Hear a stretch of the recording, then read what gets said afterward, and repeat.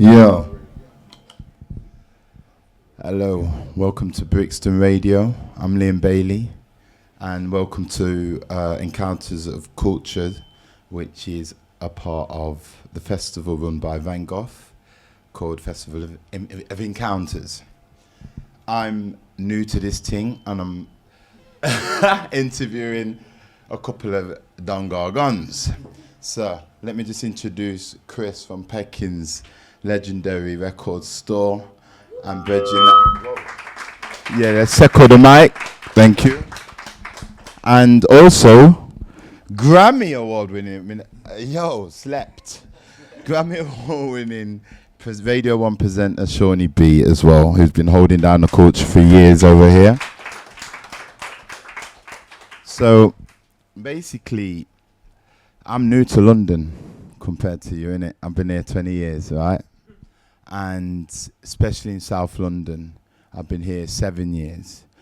And I've just been taken aback by the difference in terms of the culture in the south of London than, say, Hackney and so on like that. And this panel, I just wanted to talk about, like, because honestly, Bridging, like, you know, when I'm making my music, yeah, and I'm thinking of it, like, I just wish I was here in the 70s and in the 80s when things was happening, do you know what I mean? When Gregory was coming to do the shows at Brixton Academy, looking smooth with the suits on and all of that. So that's why I've invited you, basically, to like let me know what your experiences were like. And I'll start with you, Chris, because what's always caught my imagination about Bridging is, like, your dad, yeah, is basically like Willy Wonka, right? And like deep it, you know. And if it wasn't for Peckings, you know, there's a conversation to be had about what we would be listening to right now. So can you just like talk to me about like what it was like growing up in a household that was like, I mean, it must have just been music, constantly things thinging around, you know what I mean? So it's a big question, your earliest memories of records, and what was your dad like? Hello, everyone. I'm the youngest of four brothers. My mum came here in 1958, and my dad came 1960. My dad in Jamaica at the time, he didn't even want to come here, to be honest with you, but because his wife had come to lay the foundation first, he decided to come because things started happening in Jamaica with sound systems.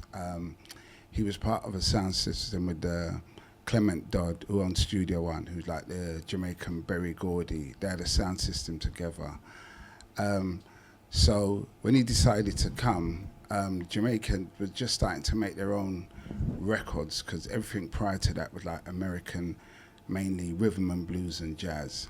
So when he came, his friends then started to make records like Duke Reid, Buster, Coxsone. So he knew people in London. He had like Count Suckle, who was like the first black nightclub owner. They all grew up, Duke Vin, the Eunice. So he knew there's a little scene bubbling in London. So when he came with records. Then afterwards, my brothers followed. And when they came with records. So it was like, yeah, this thing can work in London. So I've grown up in a house with older brothers, and it was just record. Even when I didn't like records, I was hearing records. Even when I didn't like ska, rocksteady, I wanted to hear music of my thing, like Jackson 5 and things like that. You're at school, you got your peer pressure, so you're listening to anything, whether it be the Bowies, whatever. So he was constantly importing records from Coxsone, and first it was at the house. We didn't have a shop, so people would come all hours of the night to get records, and my mum put her foot down. She said, "No, this is a family home." I wondered about that, you know? Yeah. She said no, but he'd have his records. He'd have everyone, and because his name was out there, and he was the only person you could buy Studio One from. So then there was another shop that opened called R&B in Stamford Hill.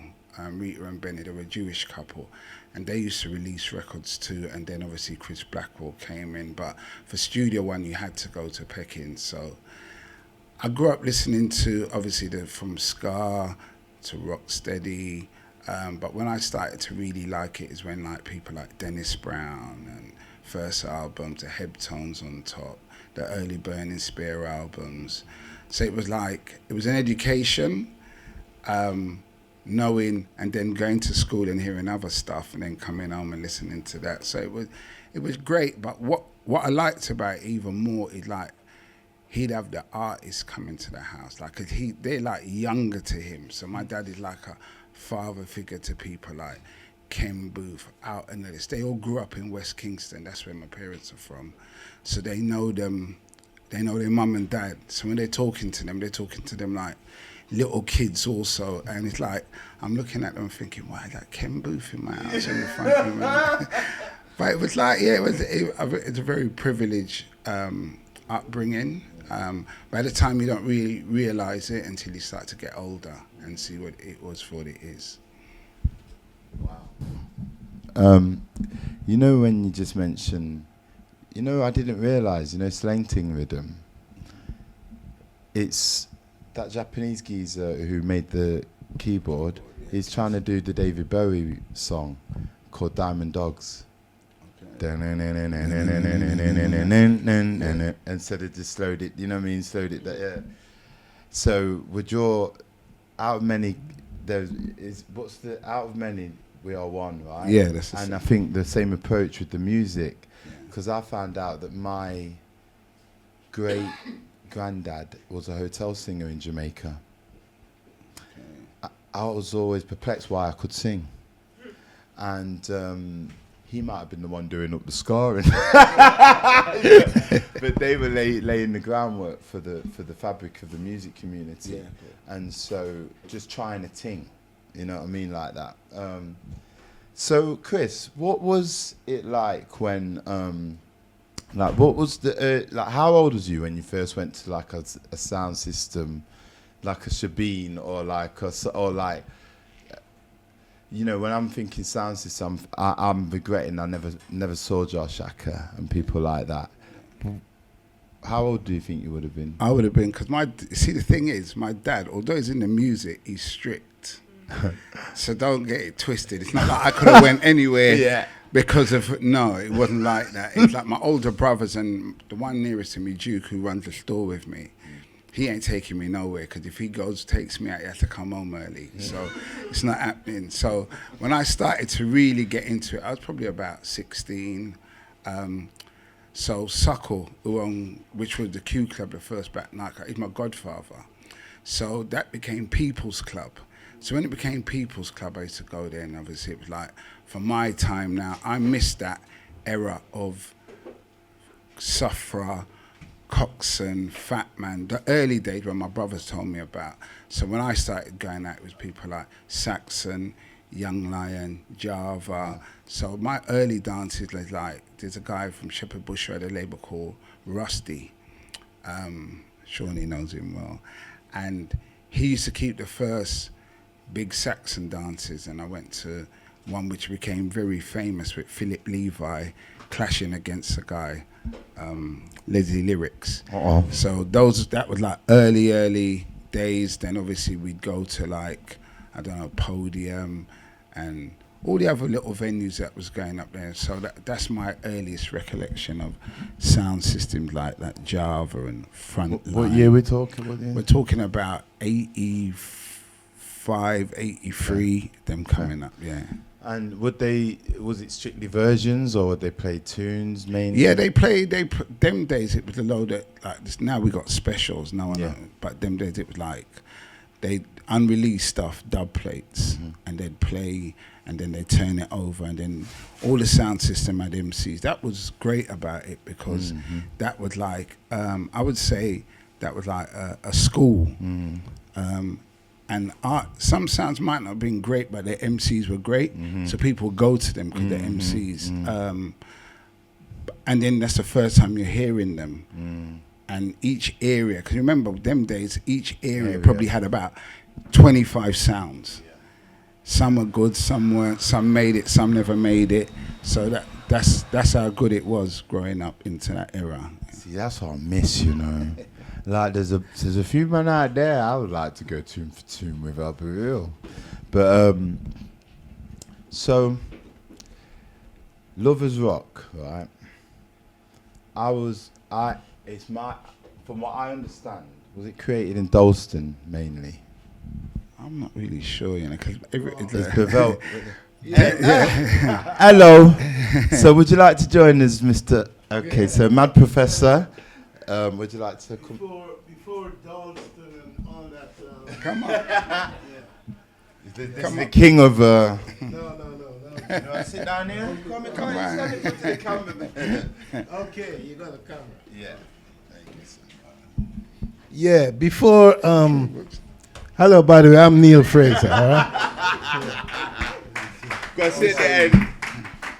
Yeah, running a little late because I came back from where? Mucky weekend. Yeah. And it was quite mucky. Talk about mud. Spent all How was it? morning. Was it good? You and host, was it? Well, there's a load of people on, but yeah, I just did it with Kamal, one of my sons, you know. But that's diversing. Lovers Rock. Yeah. In 1976, 75 and 76, a studio in Brockley called Eve Studios. It was owned by a guy called Dennis Harris, and he employed a young Dennis Bovell as one of the musicians. Bovell and John Capaya. And they were in a basement in Brockley, and they developed Brown Sugar as one of the first groups. But the first Lovers Rock record was by a girl called T.T. Ross. She's a white girl of Irish descent. Oh. Yeah, that was the first. Yeah. Yeah, and that was way before the East London. Right, okay. So People really, then it's always take been it. south then? Well, no, it had its moments from, going to Harlesden and going to, with Carl Thompson, Gene Anibambo. They had a nice run. But their run didn't come till about 1980. Okay. But in the 70s, the real 70s, it was really like T.T. Ross, Brown Sugar, and I mean, they didn't have a long run. They only ran for about a year, and I don't know why he left it alone. But, his label was the iconic Red Heart with the arrow through it. Red Heart, right. That is where Lovers Rock started. He was also good friends with Lee Perry, right? And there's somebody else on this panel that was good friends with Lee Perry as well. Right. Okay. Good. I'm looking at you, you know. Oh, right.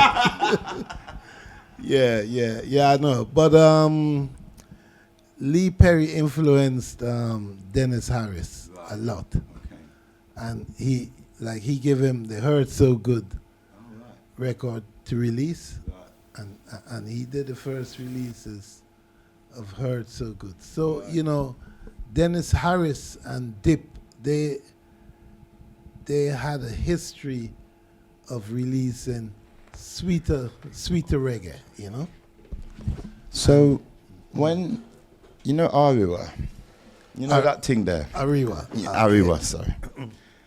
I just realised that one of your early... So, when you got to... you was in Thornton Heath, and then, if I remember correctly... Went to Peckham, yeah. No, I started in my house in Thornton Heath. Yeah. It was in a front room. It was probably a bit smaller than this, and I converted. I just got a house, and instead of getting a normal 3-piece sweet for people to sit down and have coffee. Yeah. I decided I'm gonna build my mixer. I put my mixing What was desk, your wife's? which I built. Yeah, well, that domestic stuff had to take second place, because I really wanted to have a studio. In those days, you don't have studios. Well, to have a studio, you had to have some kind of electronic knowledge. Yeah. It's not like you go to PC World or Dixon's and buy a computer. No way. You was already called Mad Professor before you got here. Yeah, because I was building stuff. I was learning about circuit diagrams and designing things and handy with a solder iron and stuff like that. When I called Neil, it feels so surreal to call you Neil, by the way. So I'm going to stick to Prof. But I called him and we was talking, and you told me that the reason what captured your imagination is you was trying to find the man in the radio. Man in the radio, yeah. literally. And then you get to the circuit board and you think, let me keep going. And right. looking for the man, because to me that was magic. You turn it on, and thing about it, in the Caribbean, we had radiograms. You had a box, a homemade box, and in that box you had one side was the radio, which had all the electronic things, and the other side you had a turntable. Nowhere as sophisticated as this, but you had 3 speeds on the turntable: 45, 33, and 78. And 78 was this fast one. Yeah. But it was quite popular. 78 RPM. Yeah. And it was basically an electronic form of magic. So I would turn on the radio and hear it coming in. So I said to my mom, "Where's the man in the radio?" I mean, I must have been about 3 or 4, What was he listening to in the household? Like, what You there? One morbid thing that they call death announcement. Uh-oh. Yeah. On the radio? Yeah, because Is that yeah. Yo. That was the most you there, and it would be like every hour, and then my grandmother would listen, and she says, "Cousin Dorothy dead." Oh, wow. Oh gosh, wow. Okay. That's one of the things you listen to. Oh, wow. The next thing you'd hear, well, at that time, kids are born in the 50s, you'd hear people like Jim Reeves and Nat King Cole. And,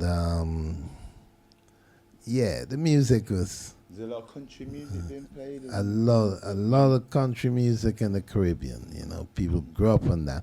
And then you start to hear a lot of Motown. Lot of early Motown and Stax. By the time you reach 60s, yeah, Percy Sledge and Sam and Dave and that kind of stuff, Okay. Early reggae, the first set of reggae I heard was really Toots and the Maytals and Delroy Wilson. Okay. Yeah, man. Yeah. And everybody wanted to sing like Delroy Wilson because he had such, as most people describe it, as soulful. He really had soul in his voice. And I think the whole idea with early reggae singers was to sing like an American, So the American guys, they had their like template. And then everybody started to launch from that kind of... Yeah. I get this, like, when I picture it, I imagine Bear Man, like, just stood outside the studio of Coxon on for people and being, like, waiting for their opportunity and hearing a guy, quite nice, and like, having to come up with something, you know what I mean? Because there's so many different styles of singers. Like, they've got their own little thing. Al Campbell's got a little thing that he does and so on. And so when I was watching the Bob Marley documentary, one of them, on the BBC recently, and it dawned on me, like, when them man stepped into the UK, in London, whoa. like with that how Peter Tosh was dressed, how everyone was dressed, and all of that. You know what I mean? And I was like, what? So, like, was that like? Did they just look like kings? Is that the impression? The times I went to the studios in Jamaica, I could tell you, it's highly competitive. Yes, right. Right, because they don't take prisoners. You go in there to sing, and if you don't take it, get it, cut it in like two run, they give you a bunch of man just shout, "Come out the studio, man! Move, give me a chance." Wow. And next man running. Wow. Because to get a hit record, that's your ticket. That's your ticket out. So, and there weren't that many studios, and the producers didn't have no patience with come back tomorrow and try. No, when you get out, and next man sing that tune. So how did juggling come about? I don't know. No? Sure, that's a question for you, isn't it? While we're there then. Oh, I had one more question for you, Neil, actually. Yeah. So, the Ruts, DC. Ruts, DC. Yeah. Okay, yeah. Like 81, 82? Yeah. So that's that when was I first started my studio in the front room. Yeah.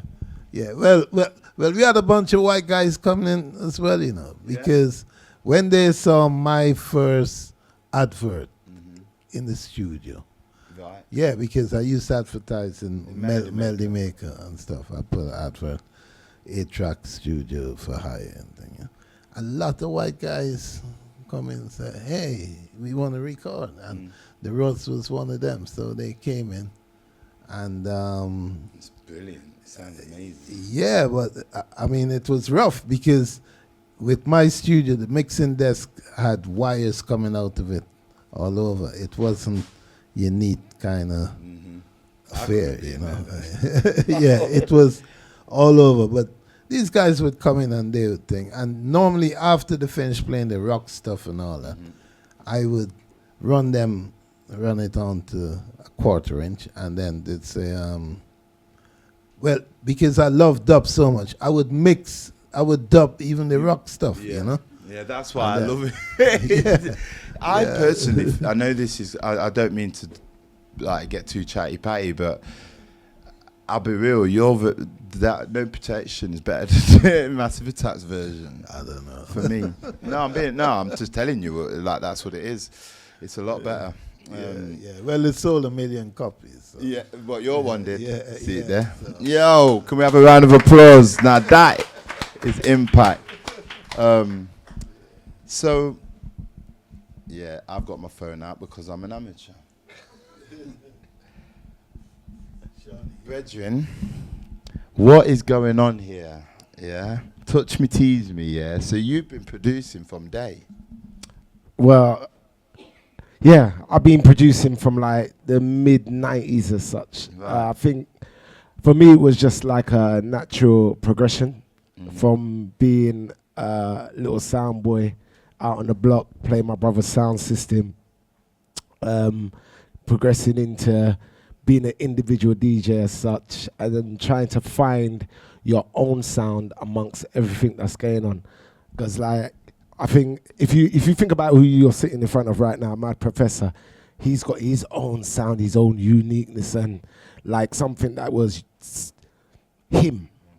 When you think about Peckings, what Peckings did, what Chris's father did back in the day, it was original, it was something different. It was not here in the UK as such. That kind of music wasn't here available to everybody. I think myself, I didn't even realize when I was kind of applying my trade to what I do, that I was trying to find my own unique style. So I'm a product of my professor. I'm a product. Chris is like my big brother. You get what I'm saying? We grew up in the same area. Shepherd's Bush. He knows my mum, dad, everybody. You know me So from you got extra information. His missus Yeah. used to live. I live at 1 Hudson Close. His missus used to live on the other side. Why do you of know the where his block. missus lives? I know he's missing. He's missing. No, I'm like a little brother. I'm like a little brother to his missus. Like Wow. like real talk. Wow. She remember me running around in White City Estate as a little kid. Right. Like literally, even before any dreams of playing music or anything like that. Just like a little kid in the block, keeping up trouble, playing ramps or whatever, on our mountain bikes or whatever. So, like, from all of what these guys have done, I'm a product of that. I think I look at myself as the truest essence of the black British experience. So when you think about the reggae that came from the Caribbean, when you think about even the soca, 'cause my dad is half Dominican, I'm half Dominican, so my dad comes from Dominica. I grew up on Mighty Sparrow, Lord Kitchener, all that kind of stuff. My mum was a massive John Holt fan. 1,000 Volts of Holt inside the house was a thing. My older brother was a Saxon fan, just like Chris was a Saxon fan. And then on my journey, I discovered hip hop. Right. So I was a massive Public Enemy fan, X-Clan, Beastie Boys, all that kind of stuff. Now with all of that around me, that's when I found my own sound. And my own sound was merging all of that together. So like I used to mix hip hop with dancehall acapellas. Yo, what? So, you know the Eyes of Bleed, Wu-Tang and Bounty Killer. Right. That type. That kind of stuff. I'm chatting about even before, even that kind of hip hop stuff was working. Right. I'm chatting about like some acid house records, LFO.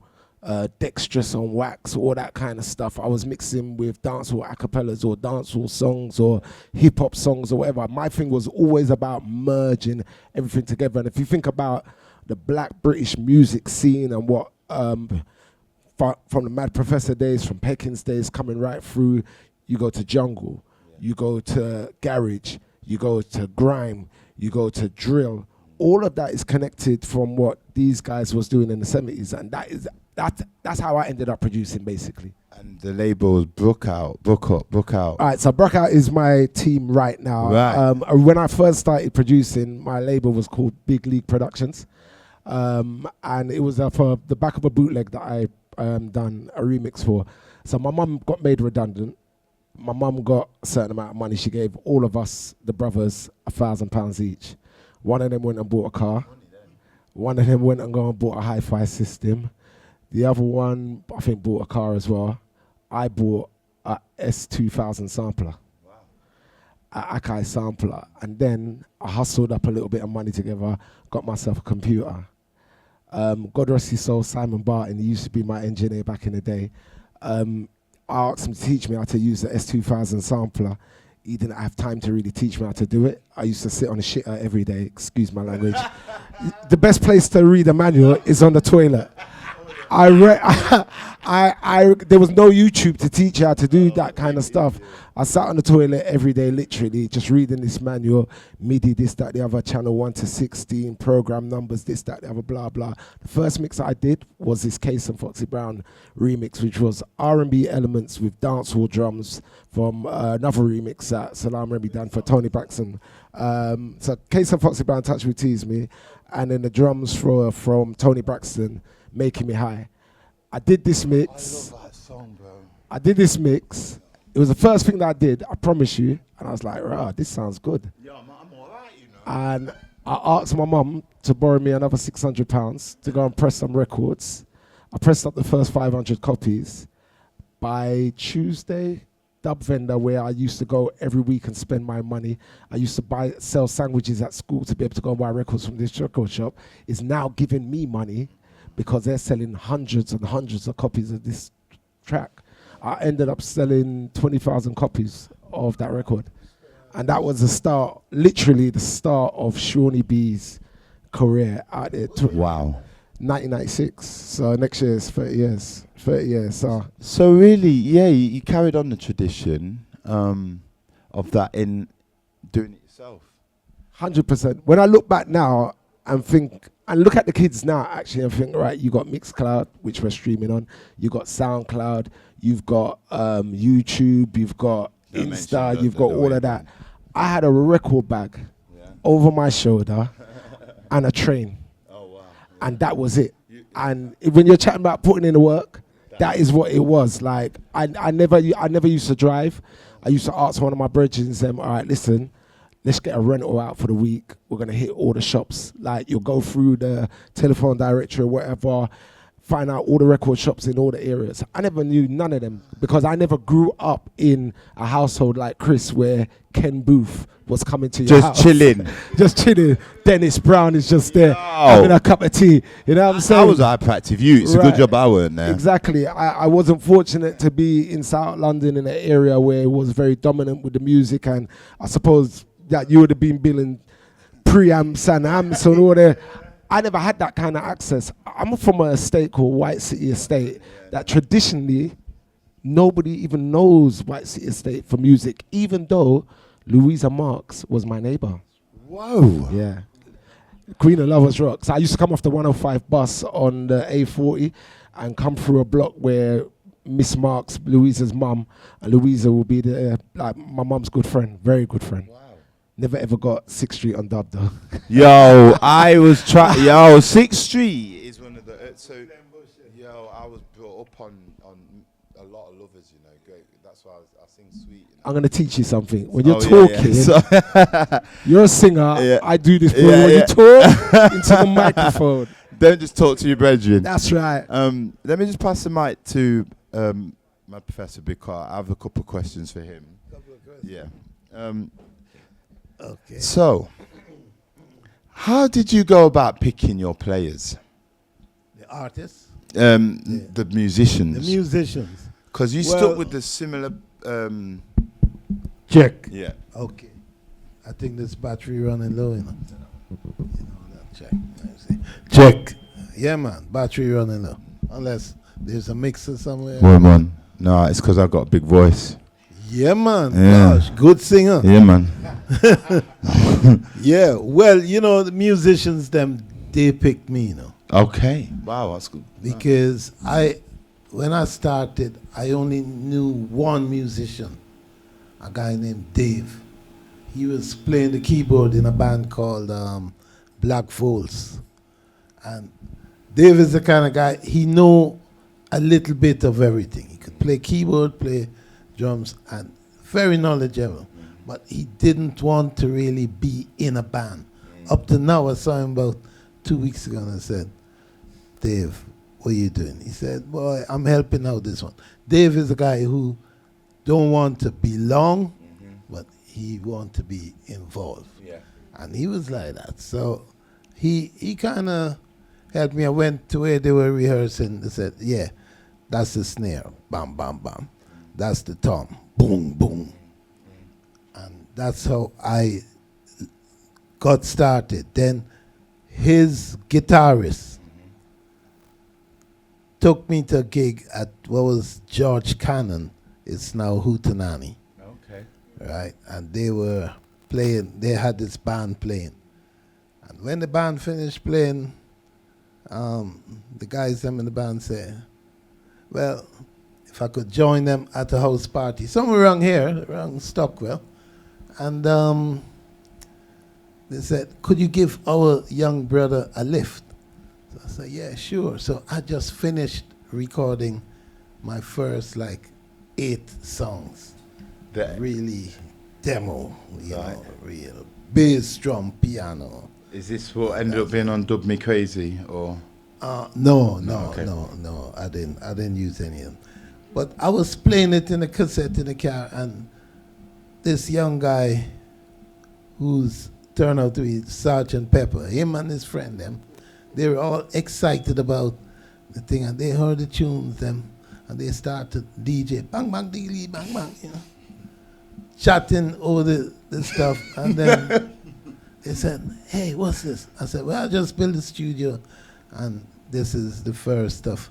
They said, man, this sound good. Could we come and record? I said, yeah, man. Come on Monday. So Monday morning, instead of going to school. Morning? Yeah, morning. Wow. The man them turn up, and they're in front of the microphone, which is like music to my ears because I've got no singer. Yeah. I've got no. And they start, and I see the thing going over the levels, getting distorted. And I'm actually learning on the spot. Right. Yeah. And then Pepper, he did a song, then he said, hey man, could could I get my sister to come and record? So I said, who's your sister? He said, oh, my sister is Sandra Cross. She's in this band. So next thing I know, I've got like some professional harmonies now, done on the tune. Whoa. Whoa. You see, you could sing. Yeah, yeah, and then, you know, they were just excited. So they said, listen, why don't you start a label? So I said, all right, I'll start a label. What do I have to do? I said, oh, just put the record out. So I did my research, start the label, spent, like you said, £600. I spent about £1,000, and that was like probably 15, 20 years before you did, you know. And then press up the tune. They said, at that time, the main DJs was like Tony Williams and Rodigan. So they said, yeah, give it out to them, man. Them man gonna play the tune, man. So I give it out, no airplay. I said, shit, man. Yeah. I said, something wrong. So after that, I call up the radio then. Why call not up, play my thing? Yeah, I would literally. do How come you don't play the thing? It took me a little while to get hold of the DJs because it wasn't easy. The man them say, can't play that. Is that what you say? Yeah. Say, can't play that, man. That's horrible. He said, whatever you do, don't leave your day job.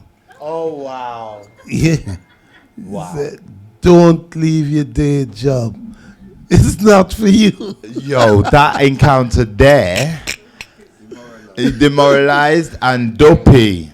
Yeah, man. So that gave you fire, right?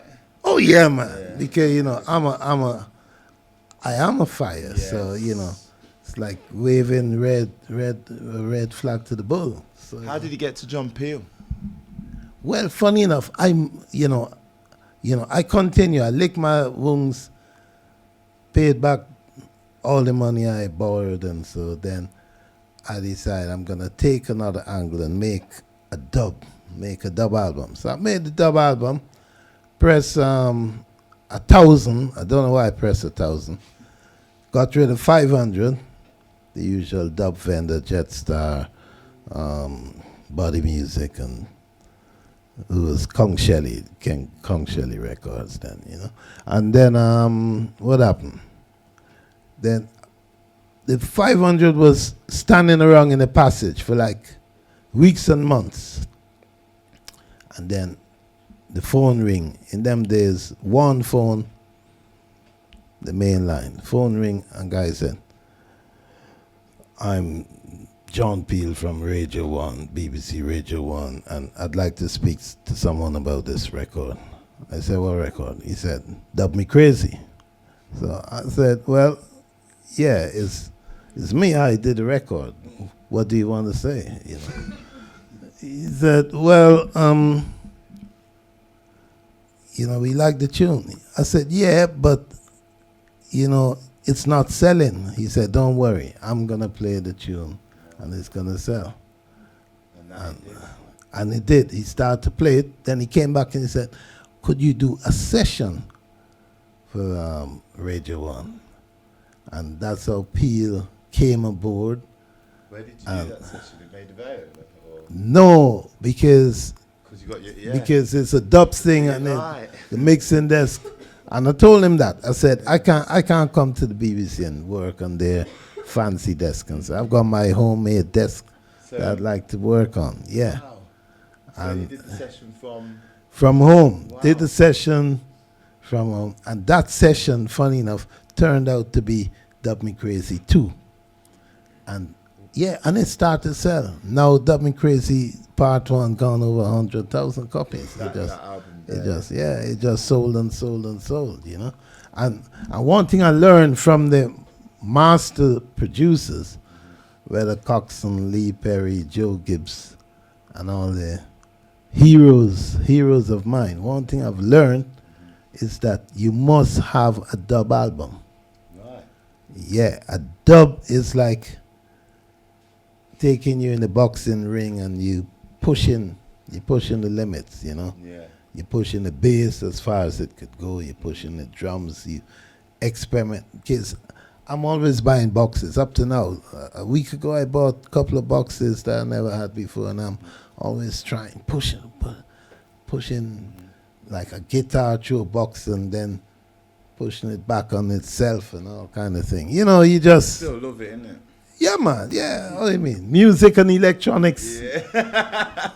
It's a dream. Yeah. I knock on wood every day because I feel lucky to be doing what I'm doing. You know what I mean? You have to love what you're doing. Yes. Once you love what you're doing, you could do anything. Mm-hmm. Whether you have money or whether you're broke. You That's very just true. love what you're doing. Yeah. I thought about that last week when I went to a place in Spain called Vigo. Mm-hmm. The guy called me and asked me if I could come and do this gig. Mm. And I said, yeah, I'll come out like Spain. And he said, oh, I ain't got much money, I said, that's all right, man. I love traveling, I love music, and I love Vigo. Mm-hmm. So I went to Vigo. You gotta love what you do. And I've learned not to bad mind. Don't bad mind your thing. Okay. Innit? Don't bad mind your music. Nah, You know what I mean? man. So keep it, because then that way, whatever's attached to it doesn't matter. It's the music that matters. You know what I mean? People get jealous of other people, and I keep saying you have to find your own source. You cannot look at the next. It's like talking about Peckings. You did a song that I wanted to do, and I was about to do the song, but I know I would have never done it the way you guys done it. So, respect. Walk Away from Love. Oh, wait, that song. I love, I had that song on the list. Okay, I knew the Ken Booth version, right? And then, what's his name? A guy, Mike Anthony. He did a version, and it did quite well. And I knew that song had more potential. And I had it on my list, about to do it. Then I heard Bitty McLean. And the way you guys done it, That's an yeah. outstanding I wouldn't have done it like that, but I've grown to love it. And I hear it all over the world, It's really done well without actually, years ago, a song like that would have been up in the national charts. If, no disrespect, but if the BBC was doing what they're supposed to do. I knew there's some calm was gonna. Can I say? Yeah. What year did you first write your letter to the BBC? My first letter would have been about 1982. And he's consistent because he still writes letters to the BBC. Yeah. I'm not even lying to you. Trust me. About 3-4 years there, 3-4 years ago, he was writing up there complaining about me. But no. I complain about everybody. He don't play. Complain. You get what I'm saying? But it's Uncle Professor, you know what I'm saying? So when your uncle is cussing, you have to listen and you have to hear what's going on. And I have fixed things as well. And we have engaged and we're doing a lot more together. We collaborate, you know what I'm saying? Yeah. And it's through discussion, you know what I'm saying? But because of the contribution that these guys have played into the music scene over here is so important. And I wanted to ask, how important was airplay? Yeah, really and truly. A lot more to than get that it call is from now. John Peel. Right. Like that John Peel's one of the biggest broadcasters from Yeah. BBC. We got a wing called like the John Peel wing. That's how important he was to the BBC. Right. So to get that call from John Peel, what did it actually do for you? Well, John Peel opened a lot of doors for me and for the whole Arriva thing, because we were already, you could say, on the outside of the reggae business, even though we were within the reggae business. Well, because it didn't sound like any other record. Arriva stuff was the kind of stuff. In fact, a couple other DJs before you. I don't mind calling names, Yeah, exactly. Ernie used I'm to not say. going to remind you. You go- No. Daddy Ernie used to say, "Me can't play that Ariwa stuff, man. That's dead stock stuff. And if I play that, my dance empty, right? That's the so we were on the outside of what was probably the popular reggae route. You know, What I would say when you were chatting about the juggling, being in the juggling. You get what I'm saying? So when you talk about being in the juggling, you'll be like, I've just come from Liverpool. So the records that I would have played in Liverpool last night would be in the juggling, that popular like set of records that are there.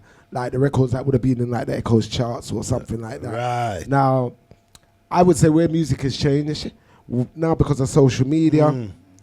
And, it's a different and game. streaming, people everybody's got their own little village of people, and you don't need to rely on the mainstream anymore. The next thing, it changes almost every year. 100%. The whole scene and the whole way of where you sell, who listening, the markets. If you look it's at a fast even if you look at thing. festivals now, 80% of festivals, you would not even know some of the names on the festival lineup because they've got niche audiences. You get what I'm saying? But That's it. I suppose 30 years ago, when you was releasing some of your songs, those niche audiences wasn't as visible at the time.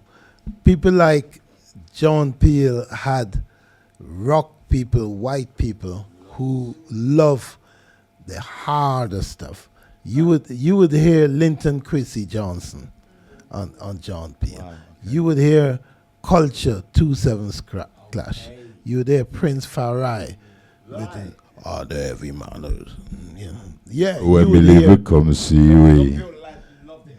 John Peel. So that means he like the Roots Radix rhythms and them thing there. Like. Tough. Yeah.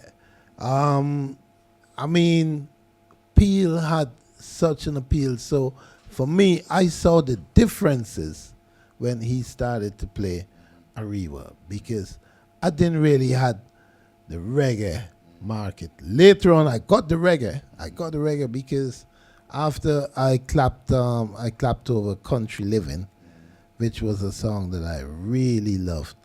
At that point, we would get the token play from Rodigan and the outplay from Tony Williams, you know.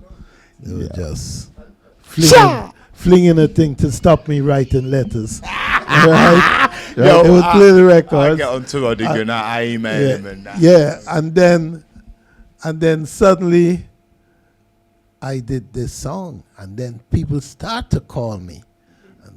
And in fact, I pressed 1,000, and when I left Jetstar, I go dub fender Jetstar, body music, come back round to Peckham, I get a call from Mr. Palmer with a soft-spoken voice, you know, Mr. Neil, could I have another 1,000? I said, 1,000? He said, you're joking. No, he said, the tune finished. I said, but just give you 500. He said, it finished, and that was like 2-3 hours. So I said, all right. And then I had to go groveling to the pressing plant and say, I want to press another 1,000. And after that now, that's when all the DJs start to play my tune without me even giving them the tune. But don't you think that's the beauty in music though, Professor? Because me, as a producer, I live on two sides in it. Right. As a DJ, I get bugged by artists, pressured by producers, record labels are on my case. Yeah. But then as a producer, I say to myself, I don't do that stuff. I produce music, put it out there. If it works, it works. If people gravitate towards it, it's like, okay, that's what I'm meant to be doing. Rather than trying to force something down people to say, yo, I need your support, I need your support. It worked with you, for you, in the way John Peel worked in that kind of manner. Yeah. But I always say to myself, like, let me just create music, put it out there. If people like it, they like it. If it's going to win, it's going to win. If it doesn't win, it doesn't win. Well, you could say that if you're not spending out all your money. No, but I do spend. But I think for me, my approach is my brand is Seani B, and under that brand, I've got radio broadcaster, I've got club DJ, I've got producer, I've got content creator, I've got all of that stuff. At the end of the year, for me, this is the way I kind of see my business structure. At the end of the year, I do my tax, and it's not a tax for how much money did I make off of the music production that I did. Yeah, exactly. For me, sometimes my music production contributes to me getting gigs. Right. Me flying to Jamaica, going to do an interview, because a lot of people believe that the BBC send me to Jamaica all the time. You no, pay yourself. I pay for myself to go to the Caribbean 3-4 times a week, because then that way it contributes to my brand, and I know that the person that does Rototom, the person that does Reggae Gear is like, oh, I saw Seani B next to Luciano, I saw him next to Bushman, I see him with Iwayne, oh, I must book him, because in the world that we're living right now, it's perception, innit? You get what I'm saying? It's not even a reality thing. Like a lot of people throw up stuff online and look at me, I'm busy, and you're not busy at all. You get what I'm saying? It's a snapshot of Wagwan. You get, and I think where we're coming from, I would never, ever want to be born straight into this world right now. I love the fact that I know a world without a phone. I know a world of turning on the radio at a specific time to listen to a program rather than listen again at my own time, because I know that it's a real world that we actually lived in. Physical records. People are listening to music just out of curiosity and not because of love. Because you could stream now just out of curiosity, and somebody can say, I got 1 million streams. That could be 1 million people that listen to the record one time. That's it. Didn't go back to it. When you buy a record and you go like that, physically bust the seal and open it up and read that's an investment into an artist. And I love the fact that we lived in that world, especially as a DJ, where the records that I bought were the records that I invested into and the records that I actually played. Where now a lot of DJs are being fed music on a weekly basis. They're not even listening to them before they go on air. What's the new songs that I've got this week? Let's play those. And then by next week, what's the new set of records that I've got this week? Let's play those. And then the third week, what's the next set of records that we got this week? We play those. But when I used to go to Dub Vendor with the money that I used to make by selling sandwiches while my brethren then was playing football at school, every one of those records I still got to this day, because they're like my children. Because that was a massive investment. So when I went out on a Saturday night, I wanted to play those records because I sold sandwiches for those records. You know what I'm saying? And it wasn't somebody just sending me a download link. You know what I'm saying? Like, when I think about the amount of money, especially within reggae music, we were so dumb, you know. Especially sound man. We were the dumbest. Well, ever. they weren't businessmen. We were not. We were dumb, bro. We were dumb. Let me tell you why we were dumb. And you could tell me. How much was it to build a sound system, physical sound system back in the day? I mean, around 1970. Let's say 1980s. Explosion of sound system. Probably about 2-3 grand. To build a sound. Yeah. 2,000 to build a sound. You're mad, my professor. How much? That's a $1. You're joking. Not humility, sir. I'm chatting about a power amps. When I was a kid, building a sound system when I was 15, we had one little rack of amps, 3 amps. That was one for bass, one for mids, one for tops, And we had 2 stack, which would have had like 3-4 bass bins, mid-range top end. Okay. Each Celestine speaker was about £300, and you're not even chatting about to build a cabinet or get a man to build a cabinet. Well, you see, my generation, a bit before yours, we would build everything. But no, I was building. I had the jigsaw to do all of that. Yeah. But I know when I rebuilt my brother's sound system, I was about 18, 19 at the time. So I remember rebuilding it, even like the cables and everything, because I worked in a studio. So like multi-core cables, one cable, fling up the wall at the box. It was like magic. It was like one cable and it's doing the whole of these speakers. I was like, I learned that in the studio. Okay. When I rebuilt that sound at the time, it was about 10, 15 grand. Oh, really? At the time, Okay. and that we hustled. We sold drugs.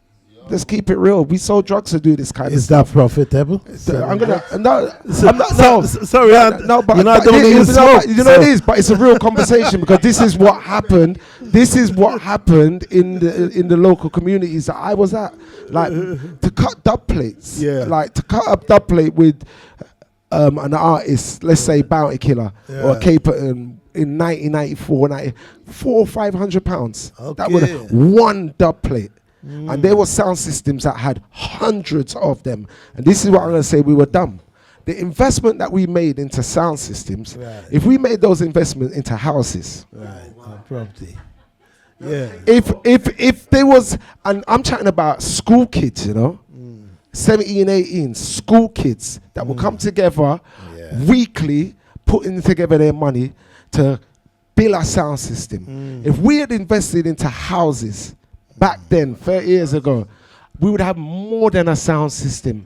Because let me tell you why. No, but Liam, if we had built the sound, and when I think about it now, like I think about my young self, I used to spend £150 a week on records. That's mortgage money. When you're 18, 19, that's mortgage money. If I had invested into that, I could have had 3, 4 houses right now. And that's why I say that we were so dumb. And we were dumb for the love of this culture. And when I look now to see the amount of investment that me and my friends made in this culture, and like nice magazines like ID Magazine or somebody like that, they will never ever look at us. There's something called sound system culture right now. It does not involve the black man off the block. It does not involve nothing because it's all become art. What my life was is now art. Like speakers of columns of speaker boxes now is now art, but it excludes me and my friends because we don't speak that language Well, I of think art. we exclude ourselves. I don't think so. I don't think so because I'm in this space. I'm where I've watched yourself, watched Chris, watched many others.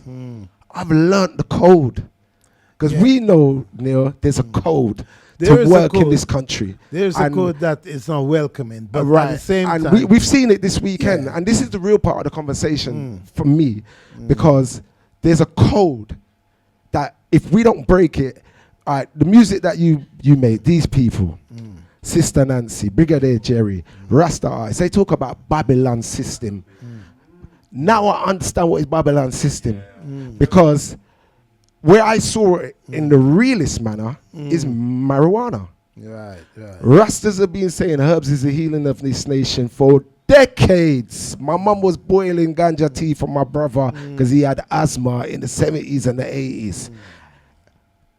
Could never ever get that through scientific laboratories. You know, you're a technician. Have you got any family with white coats in a lab, scientists? No. That's Babylon right there, because they took the marijuana that we were saying was medical for years. Herbs is the healing of the nation. Put a different name to it. Medical marijuana. Put a label on it. THC 27%, CBD 11%, and sold it back to us, bro. They sold it back to us because we ain't got the laboratories. And this happens all the way through our culture, that we have given so much to this world, but now we see spirulina, CMOS getting sold in Tesco's. And this is what I grew up on in my yard. Like Brian Dartman, I used to work in a record shop when I was a kid, 16 years of age. This guy's got like 10 children, if not more. CMOS is like, in our community, we would say CMOS is like front end lifter. It's like put the lead back in your pencil. It's the greatest thing for a black man. Look at all the black men inside there smiling. Can we know? It's our secret things that we've got. But now, the world is saying it's superfoods and this, that, the other. And it's been so. Yes, we didn't do right by it, but we took it as just ordinary for us. One of the things I have learned watching our people, not just in music, but in generally in business, is that most of us our, our vision isn't long term. You know, we are short sighted. We're gonna do something when it's obvious. Whereas, like, you could say the white guys, they're more planning. All right. How long are we going to blame ourselves for this stuff without Well, looking and saying it was actually being held down?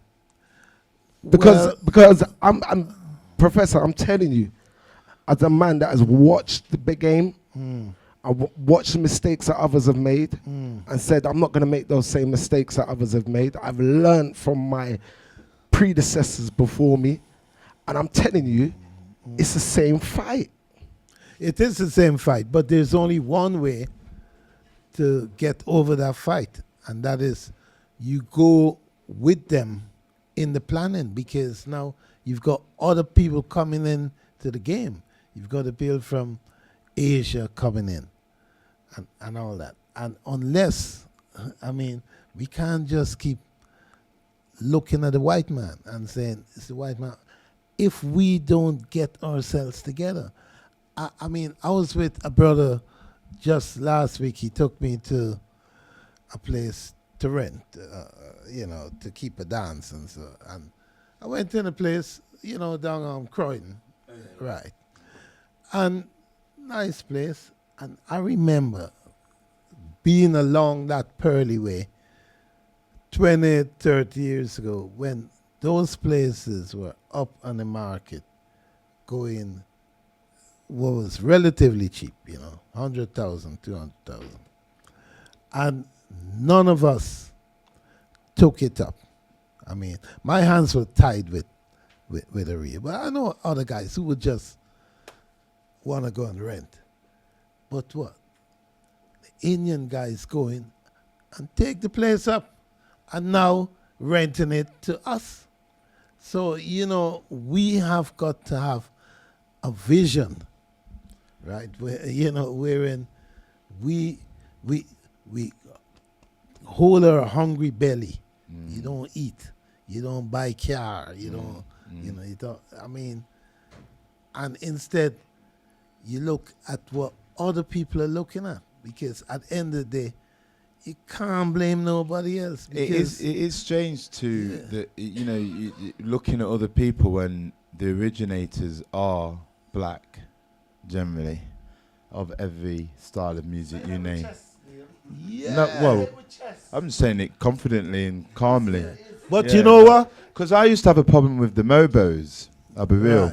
Right. Because, so we came here and just brought, black people just brought reggae and certain The other... Mojos thieved the idea from Tony Williams, right? Tony Williams used to do this reggae awards, and then they had a bit of soul involved.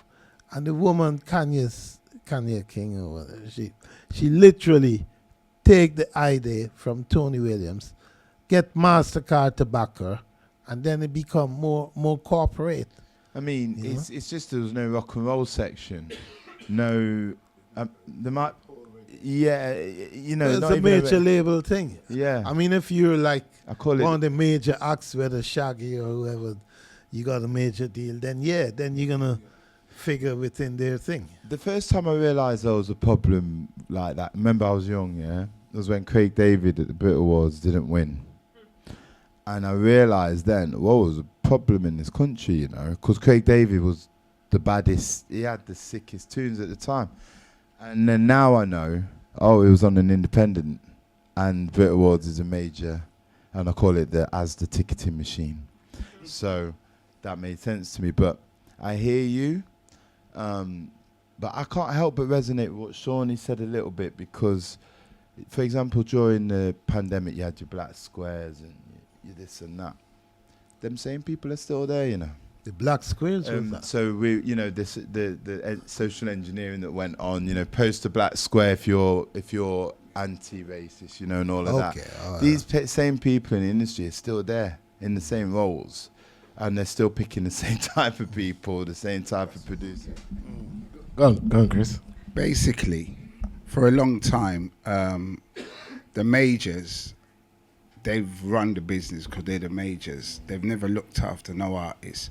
There's more poor black artists than rich ones who have, even Bob Marley was robbed by Chris Blackwell. Chris Blackwell has robbed all of them, from Toots, you name it. And then Branson came in and did the same thing with Virgin, all of them. I'm not hiding, it's the truth, because I know artists and they all cry about it. They get an advance, you go back, then they tell you, we can't go back more than 5 years. You've robbed them for 40 years. How can you not go back? You've gone from cassettes, records, to CDs, to download, to digital. You've got no deals. They've not re-signed. You've been selling their thing, just streaming it for millions. And this has been going on for a long time. So Spotify's been designed by the majors. Yes, it has, yeah. That's why you get poor streaming, 0.0. No, what is that? They were trying to nice. I remember when they started, they were nice. I had free Spotify for 2 years, and they were nicing me. Like, we'd go do gigs and that, and they'd put money in your pocket. All the artists thought it was live, and then I started to realise, oh, I'm being chirped. Yeah. And then I remember I remember certain people at the label talking just casually about buying it and stuff, and then I realised, oh, the mates are going to own that, so therefore that's them, you know what I mean? Same again. So it is, because they have a club, you got to understand. So Chris Blackwell, we're bringing Branson, then you got another guy called Colin Newman. All these people have owned Trojan. Trojan got sold for X amount of money.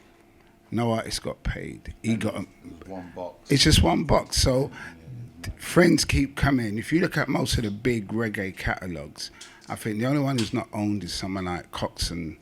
They own this thing, and Prince Buster. But all the other big labels, I mean, Beverly's, Ledley Kong died in the 60s. He had the most biggest hits with Toots and that. Yeah. And his family don't get no money. Where's all that gone? Who owns it? It's only now that we're really seeing that the families are going after. Yeah, because so it should, because so it's corruption through all the way. It's been Somebody corrupted. King Tubby's family, bro. Same King Tubby's, he's got lawsuits. Everybody. Yeah, but you know, there's also a problem in the way we deal with legacy, right? Because a lot of our people, a lot of artists I know, don't even believe in wills. Yeah. They will not make a will. Yeah. And once you don't make a will and you have intellectual properties, it's just standing there like in space. And who's smart enough to reach out and grab it will grab it. Well, this is what's happened. People have published stuff, because Jamaica never had no publishing laws till the 80s. Wow. So only the bright ones who probably got signed to Virgin and to Island back then, they knew a bit more, but they didn't really know anything about publishing. So sometimes when you look at certain songs in reggae, there's all 4 registrations on it, and then the labels on it. So what they do, they know what they've always done to reggae artists, and this is the truth. You've gone to Island, you've gone to Virgin, you've gone in their office, they give you 10 grand. But that 10 grand is out of 100 grand they owe you. Do you understand? But when you come from Jamaica and the Caribbean, it's not just reggae artists who go through this, it's calypso, rock, everybody. But obviously, black artists is at the bottom, so they're going to get hit the worst. So when you go in there, because I know this for a fact with certain cases, because a friend of mine, they're doing a thing called Justice for Reggae, and it's the biggest group action going on. And the labels, they're on their knees, they know what's coming. It's going to take time, but you got to stick to it. And this is the problem. You cannot let these people just pay you off with what they think, because you're not getting what you're supposed to get. But Chris, were they enabled to be able to do that?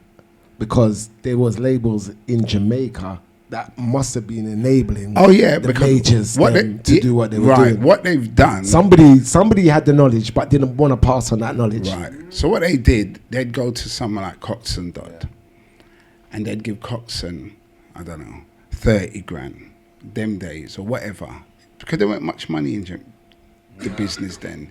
So they paid Coxon. So when Coxon got his money, he'd be thinking, boy, I've got to give Delroy Wilson out of this. I've got to pay the band out of this. I've got to pay this. Skimming off the top. Skimming off the top. But if they'd paid him properly from the beginning, it would have been all right. That's that's the whole. Is that the business side that you're talking about? That's the. Yeah, but also, you have to remember, if you go back to the 50s and all that, there were no black music. There was music, and the people them who made the music and who consumed the music were mainly white people, right? Until Berry Gordy decided that he's gonna make what is obviously black music, and then he had the wisdom also. The first records didn't have black people on the sleeves or anything like that. A lot of time they had white people. You see, and what he learned is that he could sell millions, and the first Motown records and stuff he had, like Jackie Wilson, and they were selling. So by the mid-60s, people watch it, and Clive Davis, the same little Clive Davis who's still effectively running the business, he looked and saw what was going on, and he did a study called the Harvard study of music. You could look at it. It's on the if you Google Harvard study of music, you would read about it. And what this research came up with is that unless the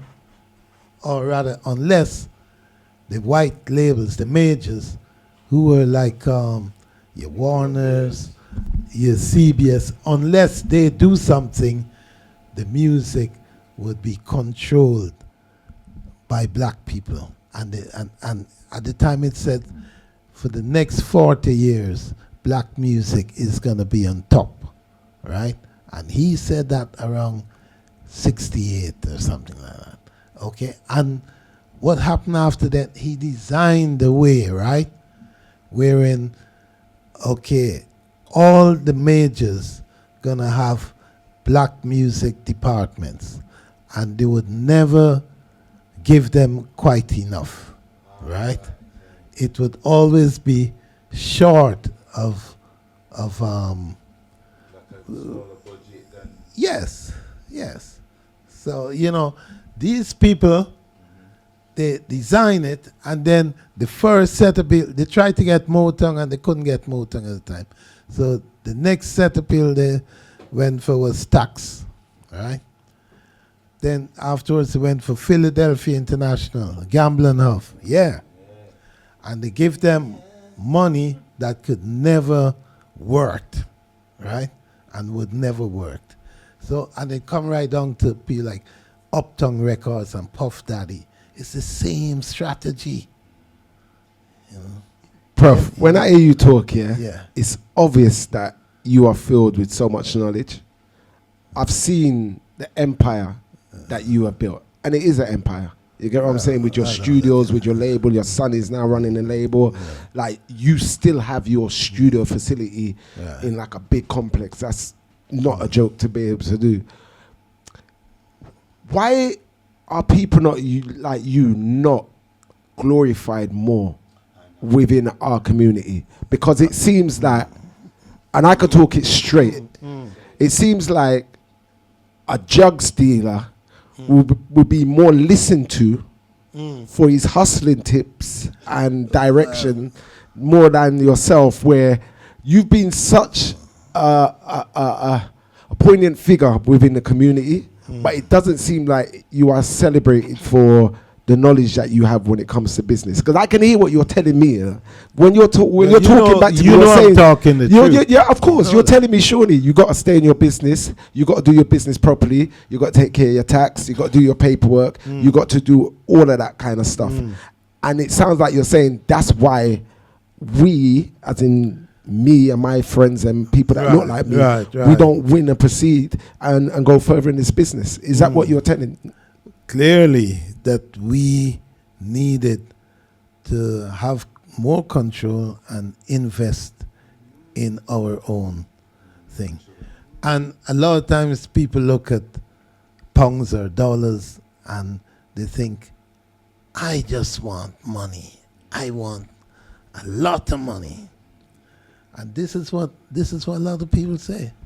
Is it the hype that we love too much? No, the excitement, the bright lights. It's a lack of. You did a post once, Seani. Sorry. Yeah, no problem. You did a post, and like I thought to myself, I feel I feel him, but you were talking to me a little bit.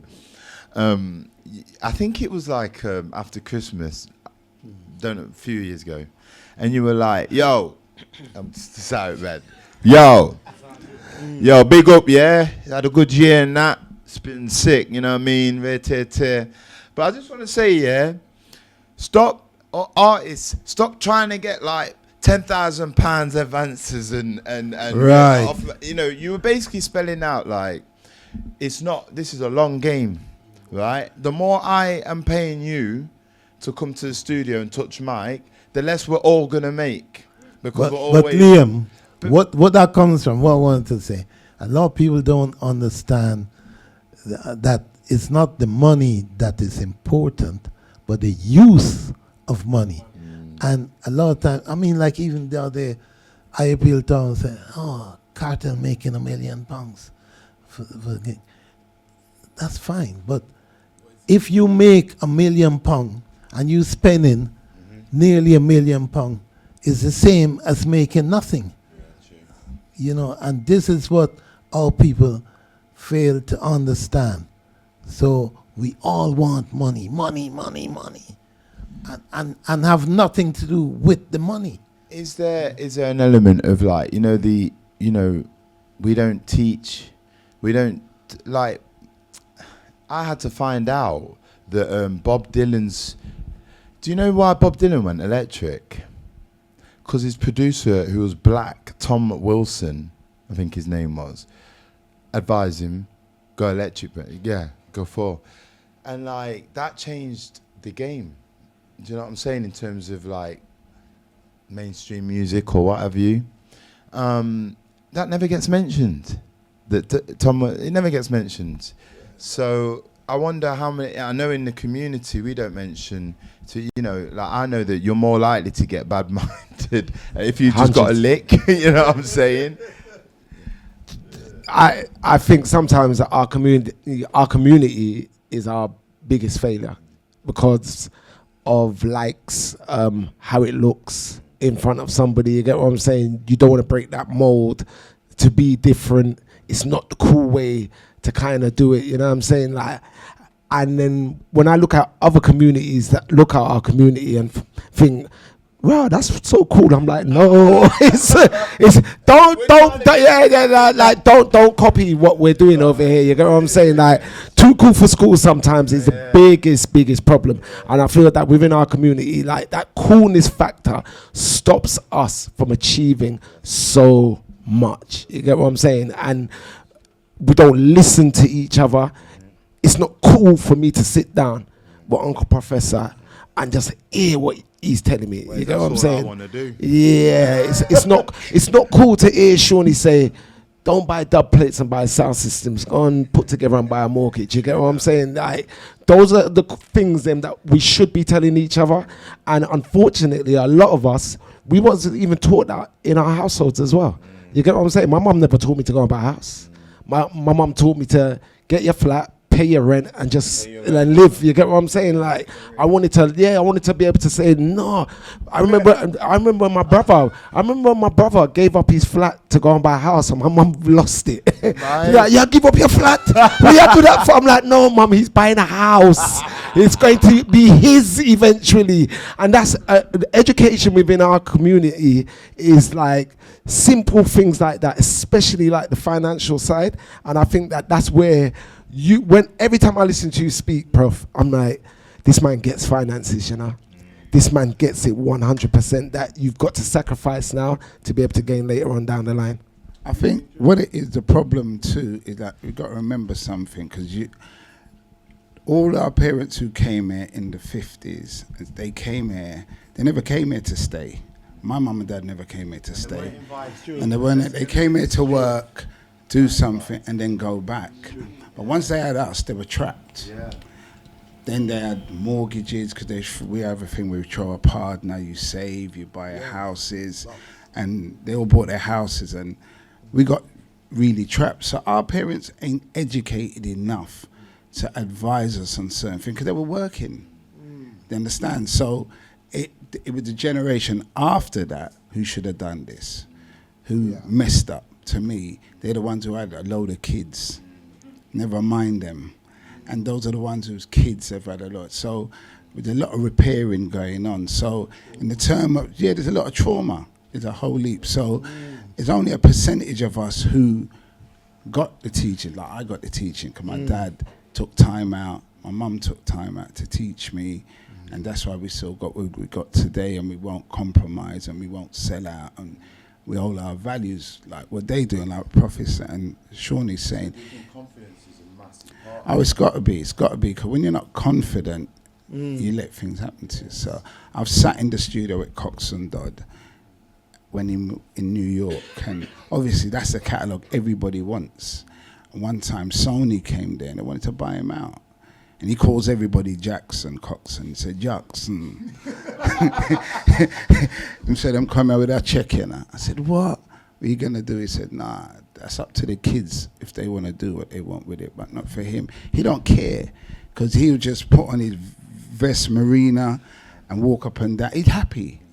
He don't care. You know what I mean? He built this empire, and he's not compromising it. If you want it, you have to wait.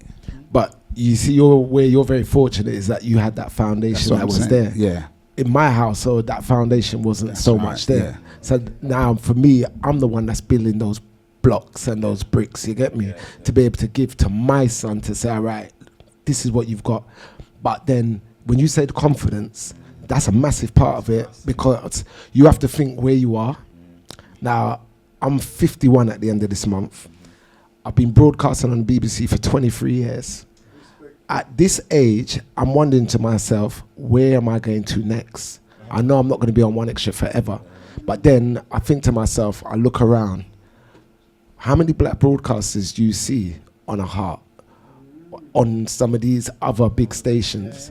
Where is the, I don't even want to say retirement ground, but where's the next village that I move on to as a black broadcaster, to the point that I've had to learn not even to use that term black broadcaster. I'm just a broadcaster that's black. Do you get me? But then where do I get to be able to broadcast what is true to me? Can I go to Radio 2? Am I going to fit where Spoonie and Trevor are? Can I go to Six Music? Is there space there for me there? Where am I going to play? Where am I going to get to play Sling Tang Rhythm 40th anniversary? Like, and this is the kind of conversation that I have amongst there should be. All of my colleagues at this age now, the Ras Kwames, the Rubber Ranks, all of them. We always have this conversation because I've invested my life into music. What do I do now? No, but there should be a platform for you, because you're a pioneer in the thing. Because Rodigan's nearly in his 70s, right? So he's done his thing. He's grafted. He's got there. You know the journey he's been on. So Got the Willy Wonka. Yeah, you should. It should be. It shouldn't be like. But Seani and Peckings, listen, it's not gonna happen without pressure. You have the pressure. Whether you write letters or you go and you stand up outside like we're going to do with the BBC. One time we're just going to have a march from Brixton to Broadcasting House and let them think. You have to pressure because there's no reason why Hart, for instance, but here what I'm going to say to you, have a Lover's Rock. Here what I'm going to say to you, Mr. Letter Writer, Mr. Point of View. You can't only write the letters in the bad times. You have to write the letters in the good times. Me write it all the time. No, because and this is a real story. Yeah. A few months ago, I did a program on Marcus Garvey. Right. It was a half-hour program that I had actually recorded for Radio 4, and I remixed it for the platform of One Extra. It was a lot more speech. My exec at the time came to me, oh my God, 30 minutes of speech about Marcus Garvey. I'm like, this is a black music station. This is Marcus Garvey. One especially connected to what I do, because Marcus Garvey is Jamaican. Marcus Garvey died in this country. Marcus Garvey was like 100 years the anniversary of the Black Star Line a couple of years ago. Very significant figure that the audience should know about. Maybe could have done 15 minutes. Anyway, I got a phone call the next day from President, Back to the Future Publishing. Amazing program, Seani. Loved it. Why the BBC don't do more of this kind of programming, this, that, the other? I goes, why are you sending that message to my WhatsApp for? Put that message in an Instagram comment where it's public. Put that message in X where it's public. Because if they don't see us supporting that kind of programming, they will not support it. I produced a radio program for Carol Thompson on Heart. Four-part program. Myself and my production team put together for Heart. Excellent program. They loved it, but they said we didn't see no traction.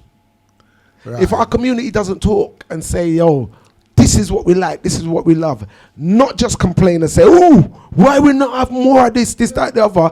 When you see something you like, I love this, great stuff, keep it up. The bosses will see that. And if I don't get that support, they'll cut my program. But you know what I find with it, why? Sorry, I don't mean to get but it is what it is. They force feed things to the majority of people, but when it comes to what you're doing, there's no force feeding allowed. Well, so we have to force feed Sam Smith with Asda ticketing machine. See, where you can't force feed any reggae. Why? Yeah, but if the people are not talking about it standardly, I go back into the building and say to them, listen, like, I can go into Foot Locker, I can go into JD Sports, any of those places, and I can hear all the dancehall artists that I play on my radio show on a Thursday night in the middle of the day on these stations, in these kind of shops.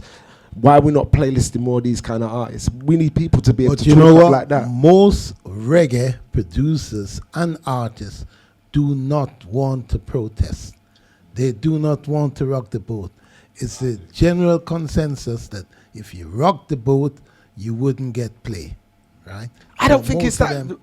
Most of them think that. As a man that sat in the building for 23 years, honest to God. No, I worked with a lot of people who said... You know what a lot of it is, Professor? They're not putting in the work. I'm going to tell you. Well, I see so many people complain all the time, but I'm not getting played. They complain to you, right? But then come outside of you. They don't tell nobody. The first thing I do, they complain to me. I'm not getting played. You're ignoring me, Seani. I go on my phone.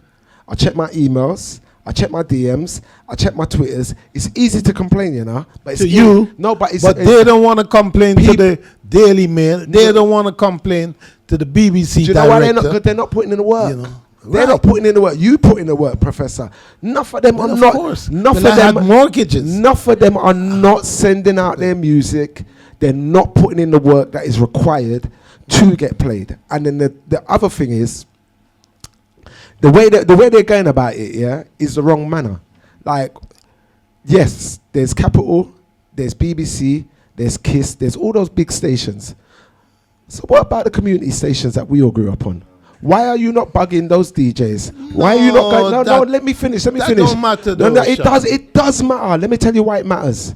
Because as somebody that's at the top of the hill, my plate is full. Like, a lot of the times, some things that I may not get to see because I'm doing other things. But what I do is watch what is going on the ground. So ask me if I listen to Vibes. Ask me if I listen to Unique. Ask me if I listen to Beat. Ask me if I'm listening to all of those smaller stations to find out what they're playing. Why? Because I'm doing my research. And if there's one record that I hear on all of those DJs, on all of those radio stations, and I'm not playing it, guaranteed on Thursday, I'm going to be playing it. So my thing is this. Use those smaller DJs or those smaller stations. Most of those stations are technically illegal, you know. Yeah, you know but guess what? They helped you sell 100,000 records. No, So you telling me that when there's only one station. Hold on a second.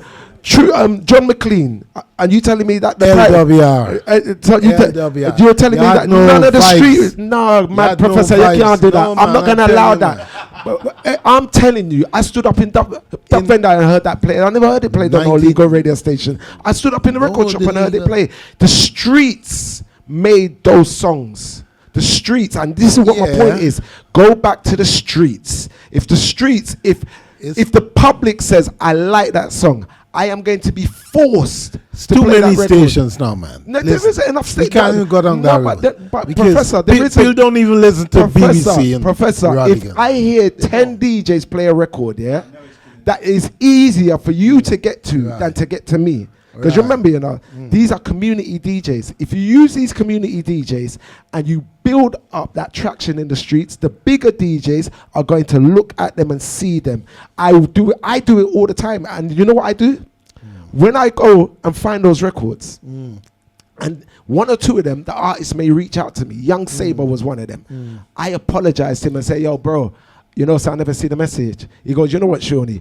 I'm glad you never saw the message because the record did what it had to do out on the road, and then you came and validated it, endorsed it. And that is what the role of the bigger station should be, and some of the bigger DJs, once the work is done in the streets.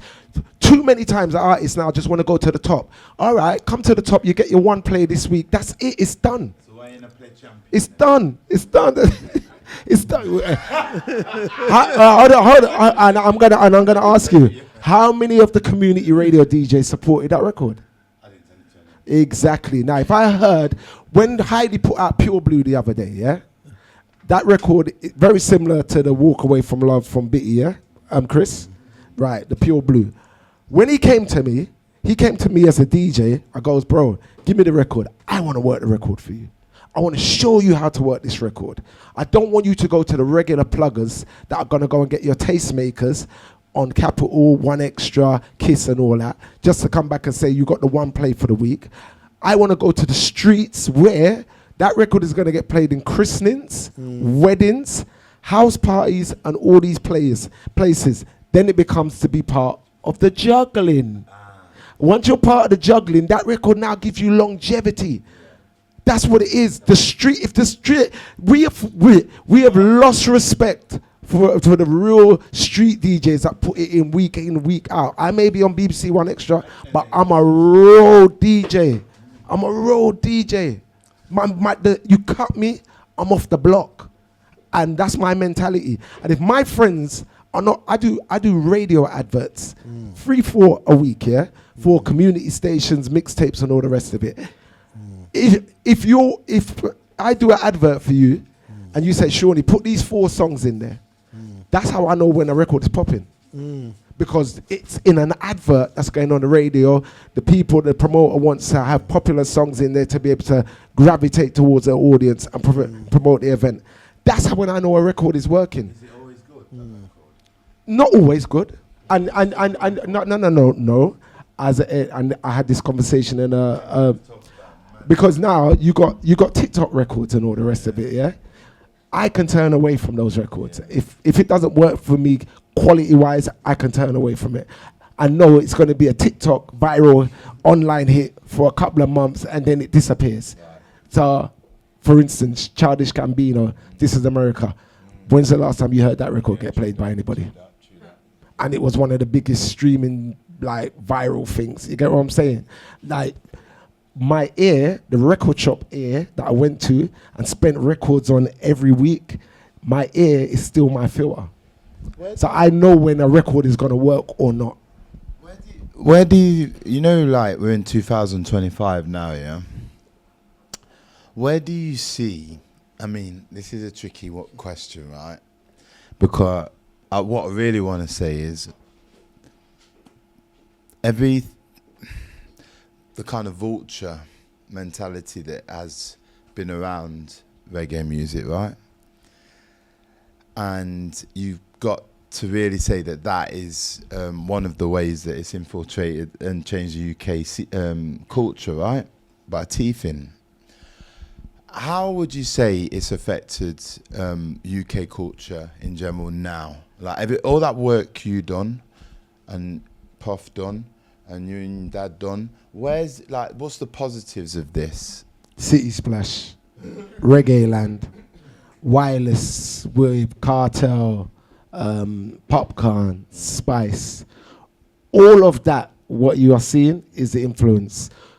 Chip, Stormzy, all of those MCs, that's the influence. Drum and bass or dance music, full stop. He's the influence. Scratch Perry is the influence. When you chat about this mixer right here in front of you, that is the influence of what this man and others have done from our community. When you have got filter sweeps, did you not engineer stuff like that in your studio? When you got sound effects that you hit on a button, Pioneer, these big global companies have taken this technology and stuck in a mixer. They never used to have this before. It used to be a crossfader up and down. Why do you need a sweep for? When you listen to drum and bass and you got that big build up, boom, that's the bass cutting on a preamp. Is that not that, Professor? And so they learn that when I get off on one and say that my community is not respected, he should have a job at Pioneer building this right now 100. on mega money. And the rest of the man, them Eddie Regal and all of them that used to build amps and all the rest of it.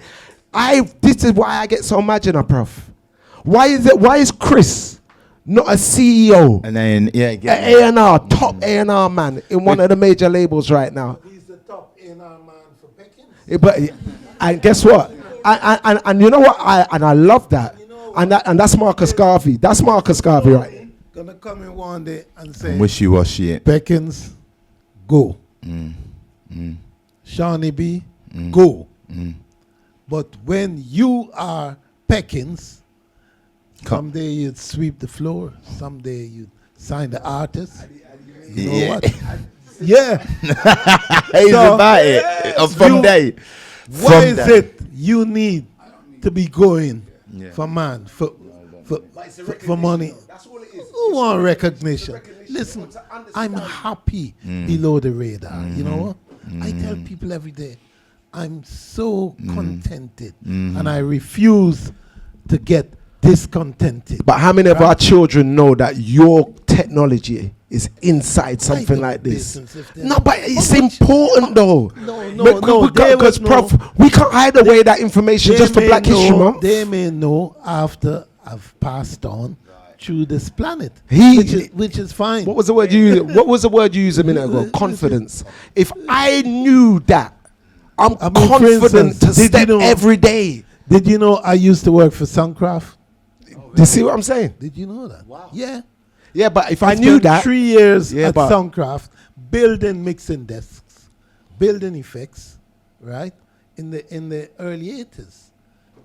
That was my last day job before I started. But check this. Studio. Why so, Prof? Do you know why it's important?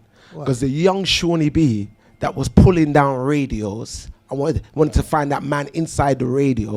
Right. If he knew that you was doing that, it would have given me the belief to know that I could have gone to Soundcraft or Allen and Heath or to Pioneer or to any of them. Black guys working at Soundcraft when I was working. So many black guys. I don't think you understand. The system is, a lot of time, we are the ones stopping ourselves. I'm going to show you the scary part. Honestly. The drug dealers were out on the block advertising what they was doing. Right. That's why enough of us ended up going to do that. Right. Well, because we didn't know that you was at Soundcraft. Do you see? On Neil like that. I'm not having that. No. I'm not dealing with that. No. Zion is Africa, and Africa is Zion Yeah, and but- Ethiopia. Yeah, but you know something? Do you know how many youths There's walk a up to song me that right said, now? Humble yourself, my little No, one. sometimes Humble no, yourself. no. You must. Do you want to know why? Because right now, at my age, I've got 18-year-olds coming up to me and say, "You're a legend, Seani." And guess what? Great. Yeah, and you know what? It took a lot for me to take that on board because I know you're a ledge. You're a ledge. Well, you but know guess what? what? And one of them had to stop me one day. I said, "No, you can't say that. There's the Rodigans, the Tony Williams, Robbo." He goes, "No, shut up." I was in jail, actually. I was in jail. He goes, "Shut up. You're my legend. Hold it. You're the one that I look at. Hold it. You're my ledge, prof." But you know what? I'm happy for them to think I'm the guy who sweep the floor. In fact, one day We somebody can't come leave to that the to our studio. peoples, man. But you know, I'm Somebody come to the studio, saw me cleaning up and say, "Oh, you clean up, you sweep." I said, "Of course I sweep." He said, "Yeah, but you're supposed to have somebody come in and do this." I said, "No, man, I do any job, any job." And that's great, but it doesn't stop great. you from talking about what you have contributed to this world. That's ego. I'll never do No, that. man, No, bro, man. your Honestly, I'll level of never do humility that. is great, Professor, and I understand it. No, but people need to know what you have contributed to They're this gonna world. know in time, man. They're gonna know. wait. in time. I got to say this, Chris. Yeah. How is it though, Seani? Just to play devils. Man, I moved to South Norwood in 2007. No, wow, 17. Yeah. Because I met a lady. And she's beautiful. Lady. And I've been listening to my man for years, yeah. And then I dug it back out again, and I was in it. I was like, what? And then I was on the phone to Breakage, and he went, "You know, he's just down the road from you, bruv." And I went, "Shut up, mate."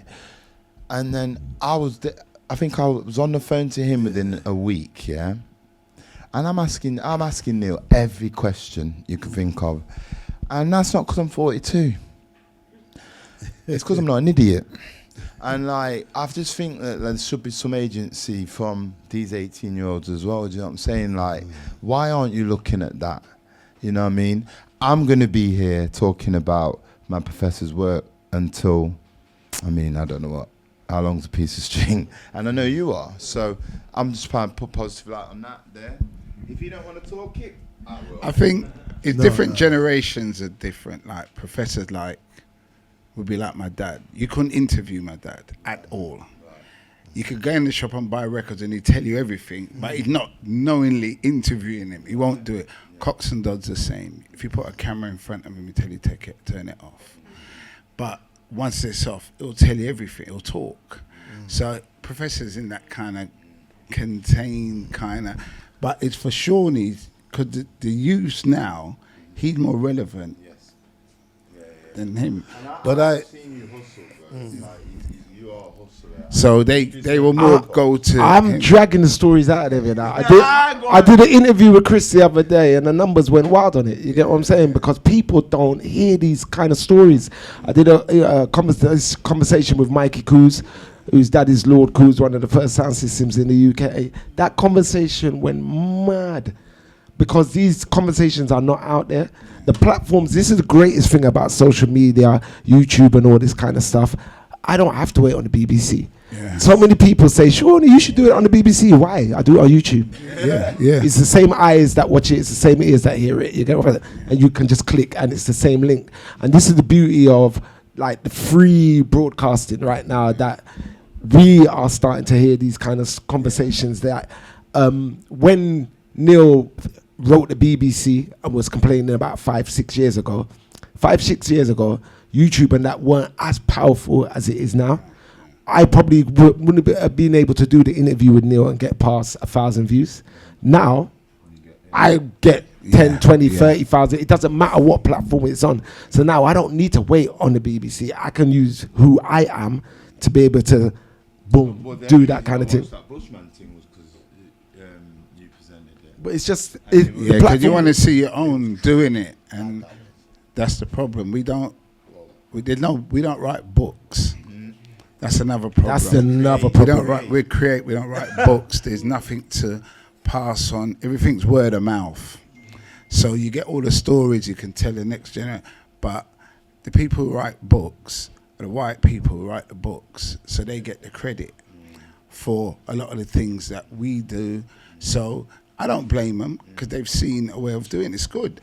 But we have to take our own on board and write books and tell stories so that people can pick up a book that Professor's written himself, not someone whose third party's written it, being around him, or something, Seani's journey or your journey or my journey. We have to write it so it's gospel, because they'll write things in there that never didn't exist. Yeah. And it's important that it's written by us as well. Exactly. Because there's certain nuances that others won't understand. You get what I'm saying? Being inside that house, growing up inside that house, when you write that paragraph about me listening to John Holt, 1,000 Volts of Holt, on a Sunday when my mama cook rice and peas, this, that, the other, nobody else can't tell that story. I remember actually being on stage with Rodigan in Cardiff, and he went to play Further You Look, and I went over and stopped it. And the reason why I stopped it, I was so disrespectful to Rodigan that day. He actually knew my mum. Oh, wow. And it was my mum's anniversary. And I said, Rod, it's not today. Oh, wow. And he allowed me to take the mic from him. Give me that. I wish I would do that to him, bruv. I said, give me that. And it was like, Rodders, like, you could talk about it, but what I'm gonna say when my mother wake up on a Sunday and she pull our John Holt album, or call Pauline from upstairs that she borrowed it to, which was a white lady that loved the album as well, and said, Sean's coming for my album. And I know that Sunday dinner that day is gonna taste next level. Cause when that are playing, bam, bam, bam, bam, bam, bam, bam, when mommy a dance round, you know, and a cook, you know, that's a love in the pot, a stir, you know. You get away with anything on that Sunday. Tight. Like Sunday in a household when the front room get bust open and it's everything is gleaming in front of you, the side cabinet, the unit, the little fish with the glass fish and all the rest of it. Like, happy days. I'm here to go into the living room today, and my father put on the record and it's spinning, and I may even see my mom have a one dance with my dad, and you don't usually see that kind of thing in the household. It's just happiness. Nobody can't talk about that unless you live that inside out. That's what we lived. Yeah, hold tight, that hold tight. That, you know what? Yeah, that is a perfect note. Yeah, to end the discussion, because we run out of time, and I'm gonna spin a few tunes. I know you're gonna fling. You got one to fling me. Do you know what? I got one to fling. I ain't got nothing to. You know what? I'm flinging this. What you gonna fling? Yeah. I'm gonna fling one song. It's a dub plate. You know, I had it sitting in the back of my car. It's not even a clash. I don't. You know. Do you know what? And when we're talking, you play yours first, Liam.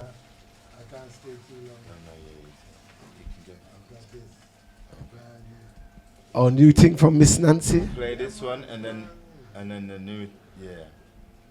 Okay, so as you can see, I've DJ'd before.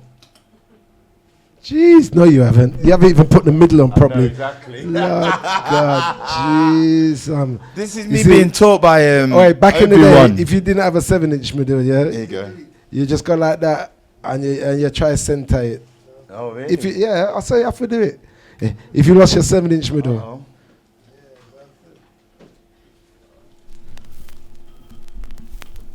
Actually, that's a version. Yeah, I want some one. I wanted the version. Blessed love empress, blessed love princess, mother of the earth, my Lord, blessed my Lord. Girl, I want me kid that street man say she looks sweet. I saw prostitute dress on 42nd Street. Girl, I want me kid that road man say she look good. I saw prostitute dress in a Hollywood. Girl, I want me kid that street say she sexy and young. I saw prostitute dress on a New Kingston. Girl, I want me kid that road say she nice and proud. I saw prostitute dress on a Route 10 road. Rose, where is it clothes? Where is it clothes? Where is it clothes? Rose, where is it clothes? Where is it clothes?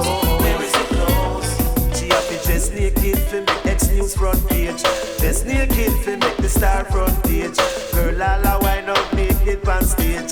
Them the kind of woman them me nah engage. She tighty, she got Kimbo so. I be a go bite up on her 10 round toe. Say what she don't know, she just don't know. And me and the man with the tan and the me and the tan and the tan and the tan. 1, 2, 2. Alright, so Liam, like I said, yeah, I grew up on hip hop and all the rest of it. This, what I'm gonna play, I think I did this in the first studio that I worked in. I recorded a Top Cat dub plate on a dancehall rhythm. I don't even know what I'm playing here right now, but I remixed it on an R&B rhythm. And this must have been like 1993 or something like that.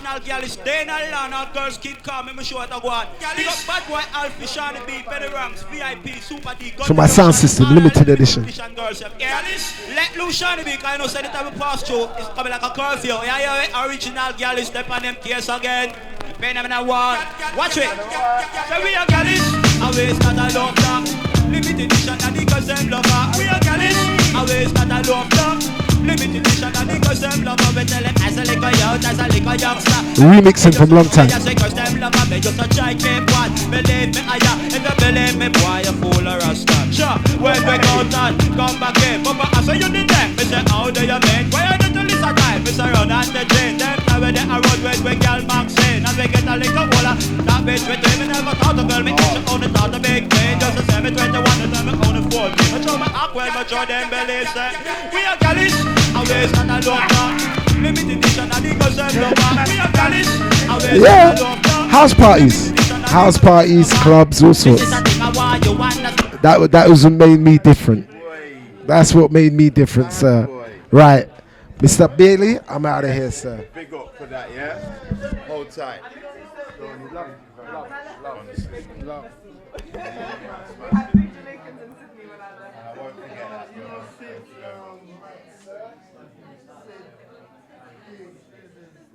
Yo.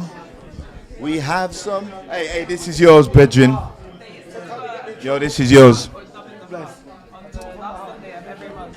Have a massive sound system. I was there with my stepdad, he was making playing love, reggae, everything all day, all Sunday in the car. Sydney had a big reggae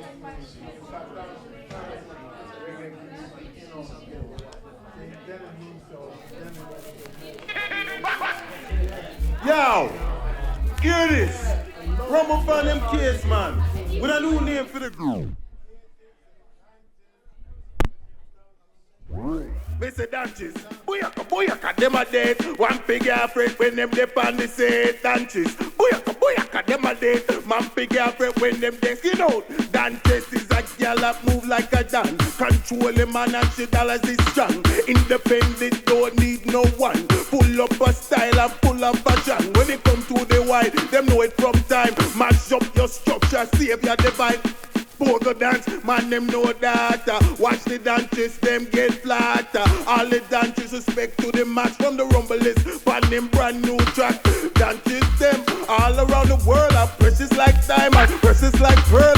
Some of them are dreadlocks, some are Jerry curl. Them the rifles are the nicest, are the rifles are the girl. Dances, them drive nice car. Pose them mago just like superstar. Buy all the juice, man, out of the bar. Can't this the dances, cause them don't buy la. Dances, booyaka, them a dead. Man, big girlfriend when them dip on the say dances. Booyaka, them a dead. Man, big girlfriend when them, you know, Rumble say dances, it's your time. Bubble your body, baby, see if you're divine. Rumble say dances, it's your time. I said bubble up your body, baby, see if you're divine. You got everything, you don't need nothing. Just rock and a swing, cause you are sweet something.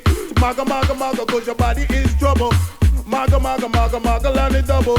Rumble is a man that love the dances. And them sexy and them lovely and them look way crisp. I love the way you whine, I love the way you kiss. All dances are on top of the list. Dances, booyaka, them a dead. Man, big girlfriend when them dip on the set. Dances, booyaka, them a dead. Man, big girlfriend when them, you know, move and rock out to the business. Me, I gonna tell you about some people that are dances. Like Angela, she's a dancer. Jenna, she's a dentist, and Beverly, she's a dentist, and Tracy is a dentist. Them a full lick shot, a man them can't miss. Cause a dentist is a girl that move like a dan. Control the man and she dollars is strong. Independent, don't need no one. Pull up bad style and pull up passion. When it come to the wine, them know that sometime mash up your structure, save your divine. Poker dance, man, them know that. Watch the dances, them get flatter. All the dances respect to the max. From the rumble fan, them brand new track.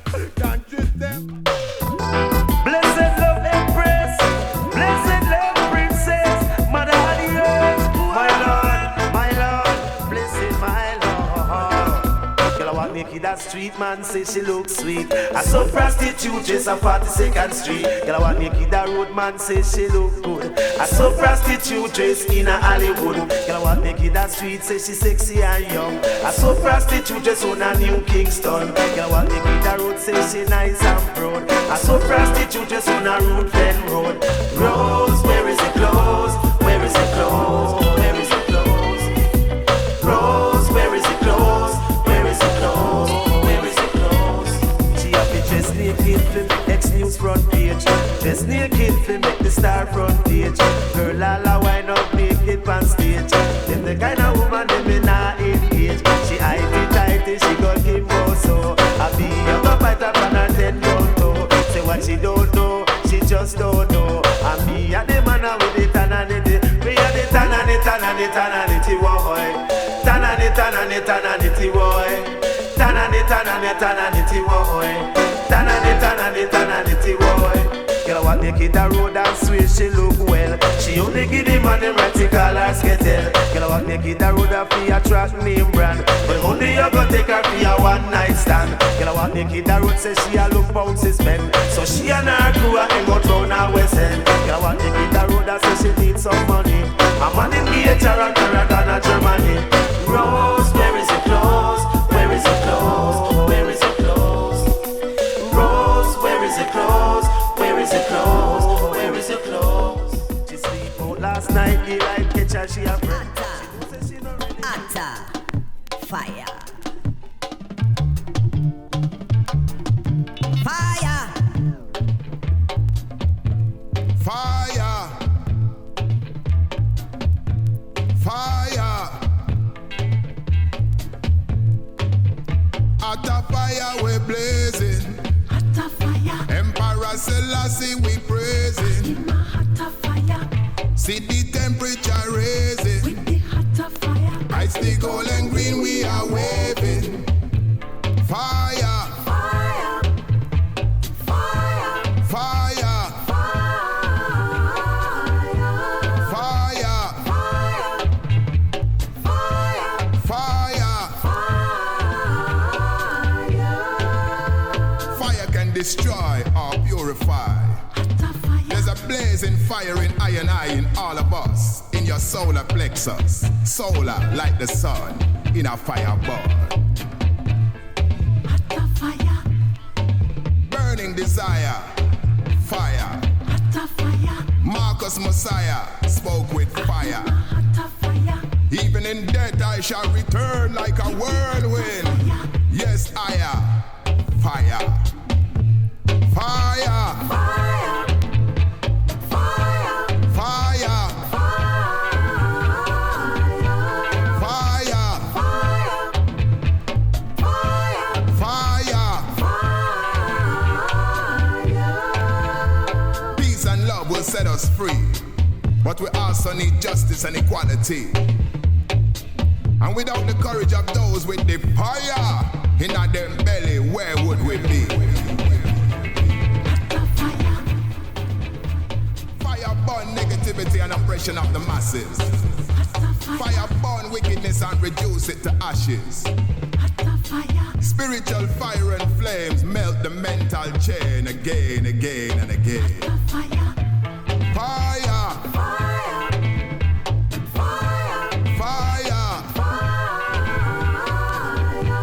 Fire. Fire. Nzinga. Nkrumah. Luma.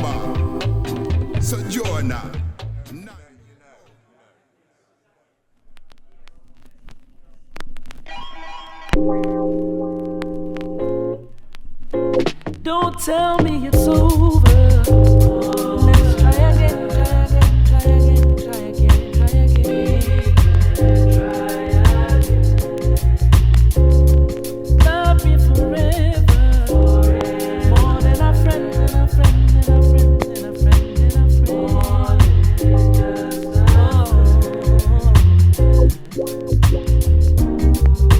see, you and I both know that we are meant to be together. So what's with all the hostility? We need a resolution. I know I'm far from perfect, baby. I know at times I take you for granted. I see the pressure this is placed on you and me. Oh, yeah. It's gonna take hard work and determination. It's gonna take emotional strain, babe. Tell me how could you just get up and walk out of me after all that we've been through?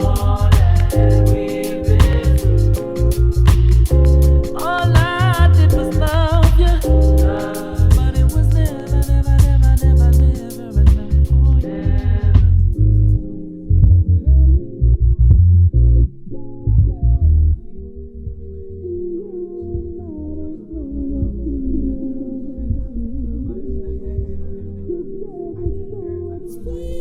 The negativity, can we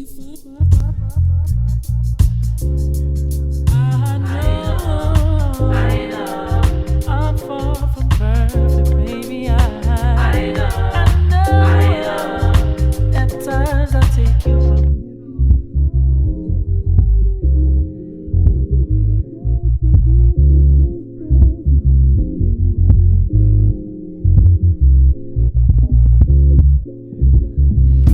it's gonna take some hard work and determination. It's gonna take tears and some pain.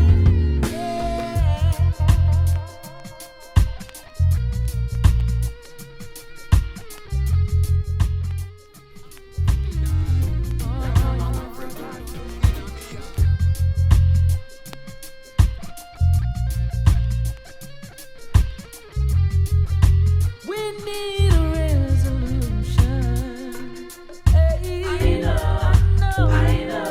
know I'm far from perfect, baby. I know sometimes I take you for granted. I see the pressure this is placed on you and me.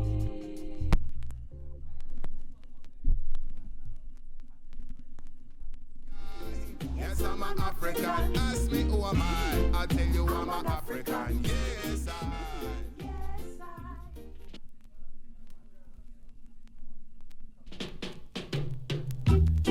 Well, you have some people who are always complaining. Then you have some people who disable and a full joy life and a perform. When me see them, me say respect, you will go on. Some people are a bit hard, but still them alright. Just getting on with them life. Some people are a bit hard.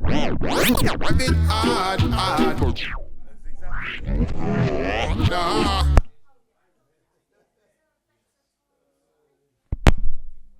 Tell you I'm an African, yes I.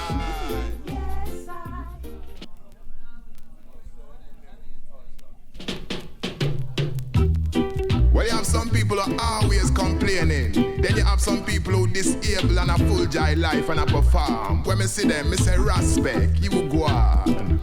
Some people are a bit hard, but still them alright. Just getting on with them life. Some people are a bit hard, but still them alright. Then just I give thanks for life.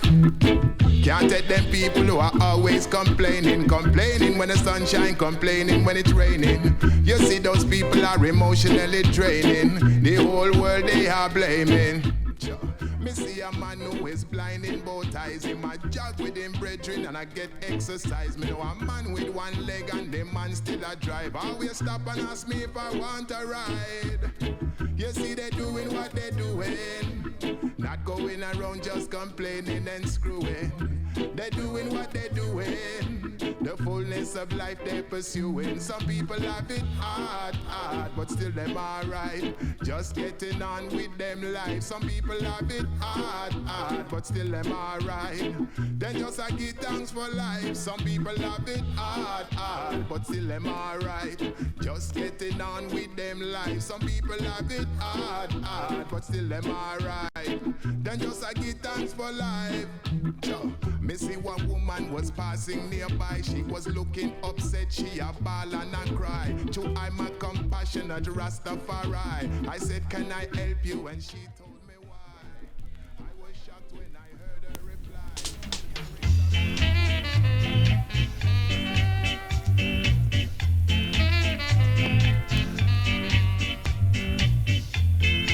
I be concerned.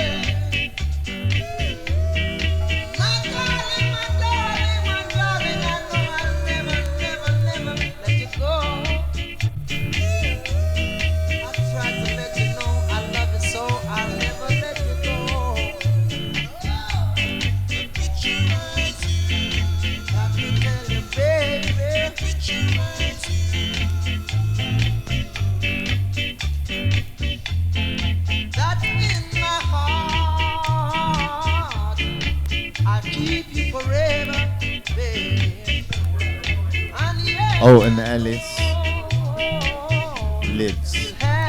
Hold tight, trout.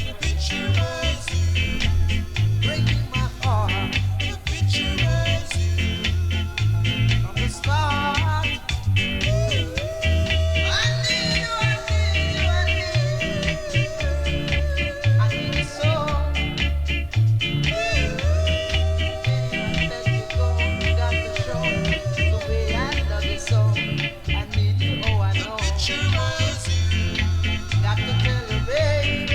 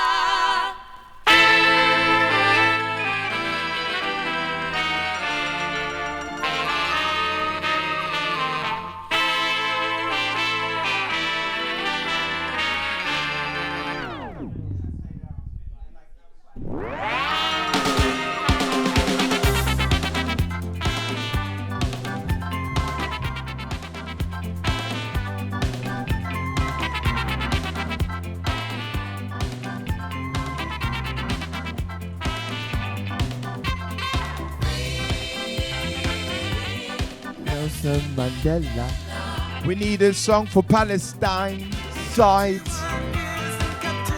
We need a song for Palestine side. We are for free Africa, and listen, we are for free.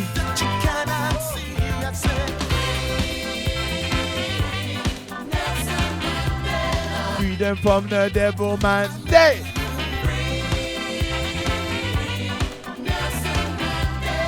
All the wide up in my day.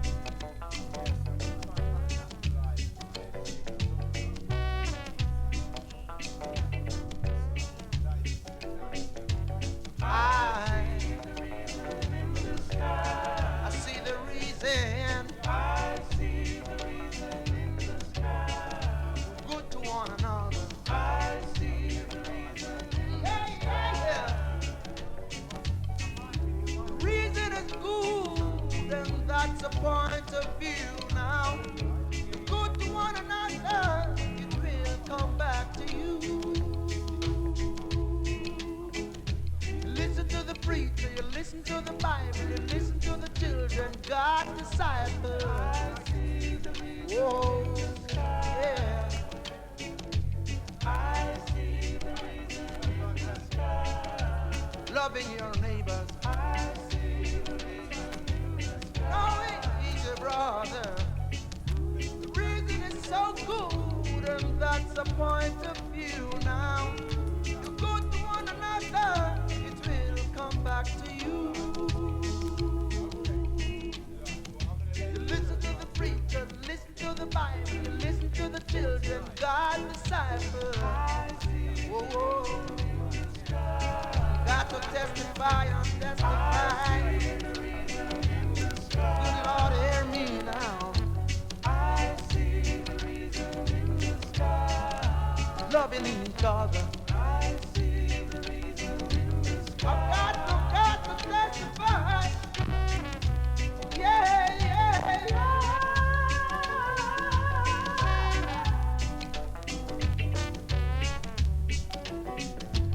I see the reason in the sky. Look, you know, today. I see the reason in the sky. I see the reason in the sky. Because to your brother, the reason is good, and that's my point of view. To go to one another, it will come back to you. Listen to the preacher, listen to the Bible, God's disciple. Whoa, yes, yeah. I see the reason. Got to let you know. I see the reason. Got to let you know. I see the reason. I see the reason. Got to I see the reason. Got to I see the reason. Got to I see the reason. In the end. Whoa, oh, yeah. Got to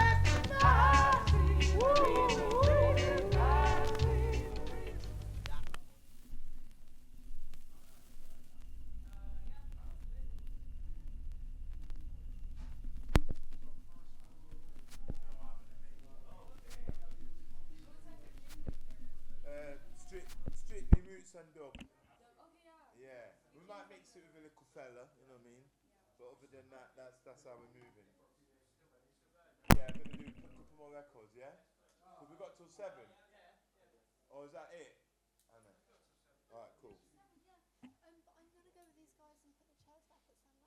You're not lifting no chairs, though, are you? No, they are, but I have to open the door. Okay, wicked. Big up, that. Nice one. Alright, well, I'll be here till 7. And then I'm gonna be dashing off. Okay, well I'll call you when I'm on my way back and see if you're still here as well. Alright, well I might Where are you going? I might be going home or studio, yeah. Okay.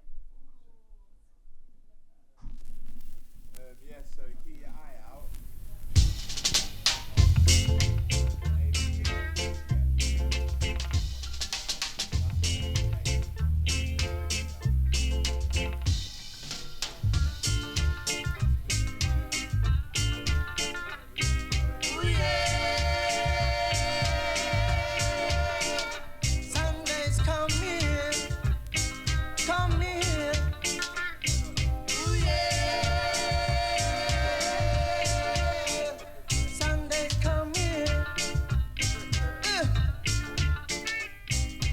Monday's a working day, yeah. Tuesday's a very safe, yeah. Wednesday when you feel the strain, yeah. Then you know the week soon end. And then, ooh yeah, Sunday's coming.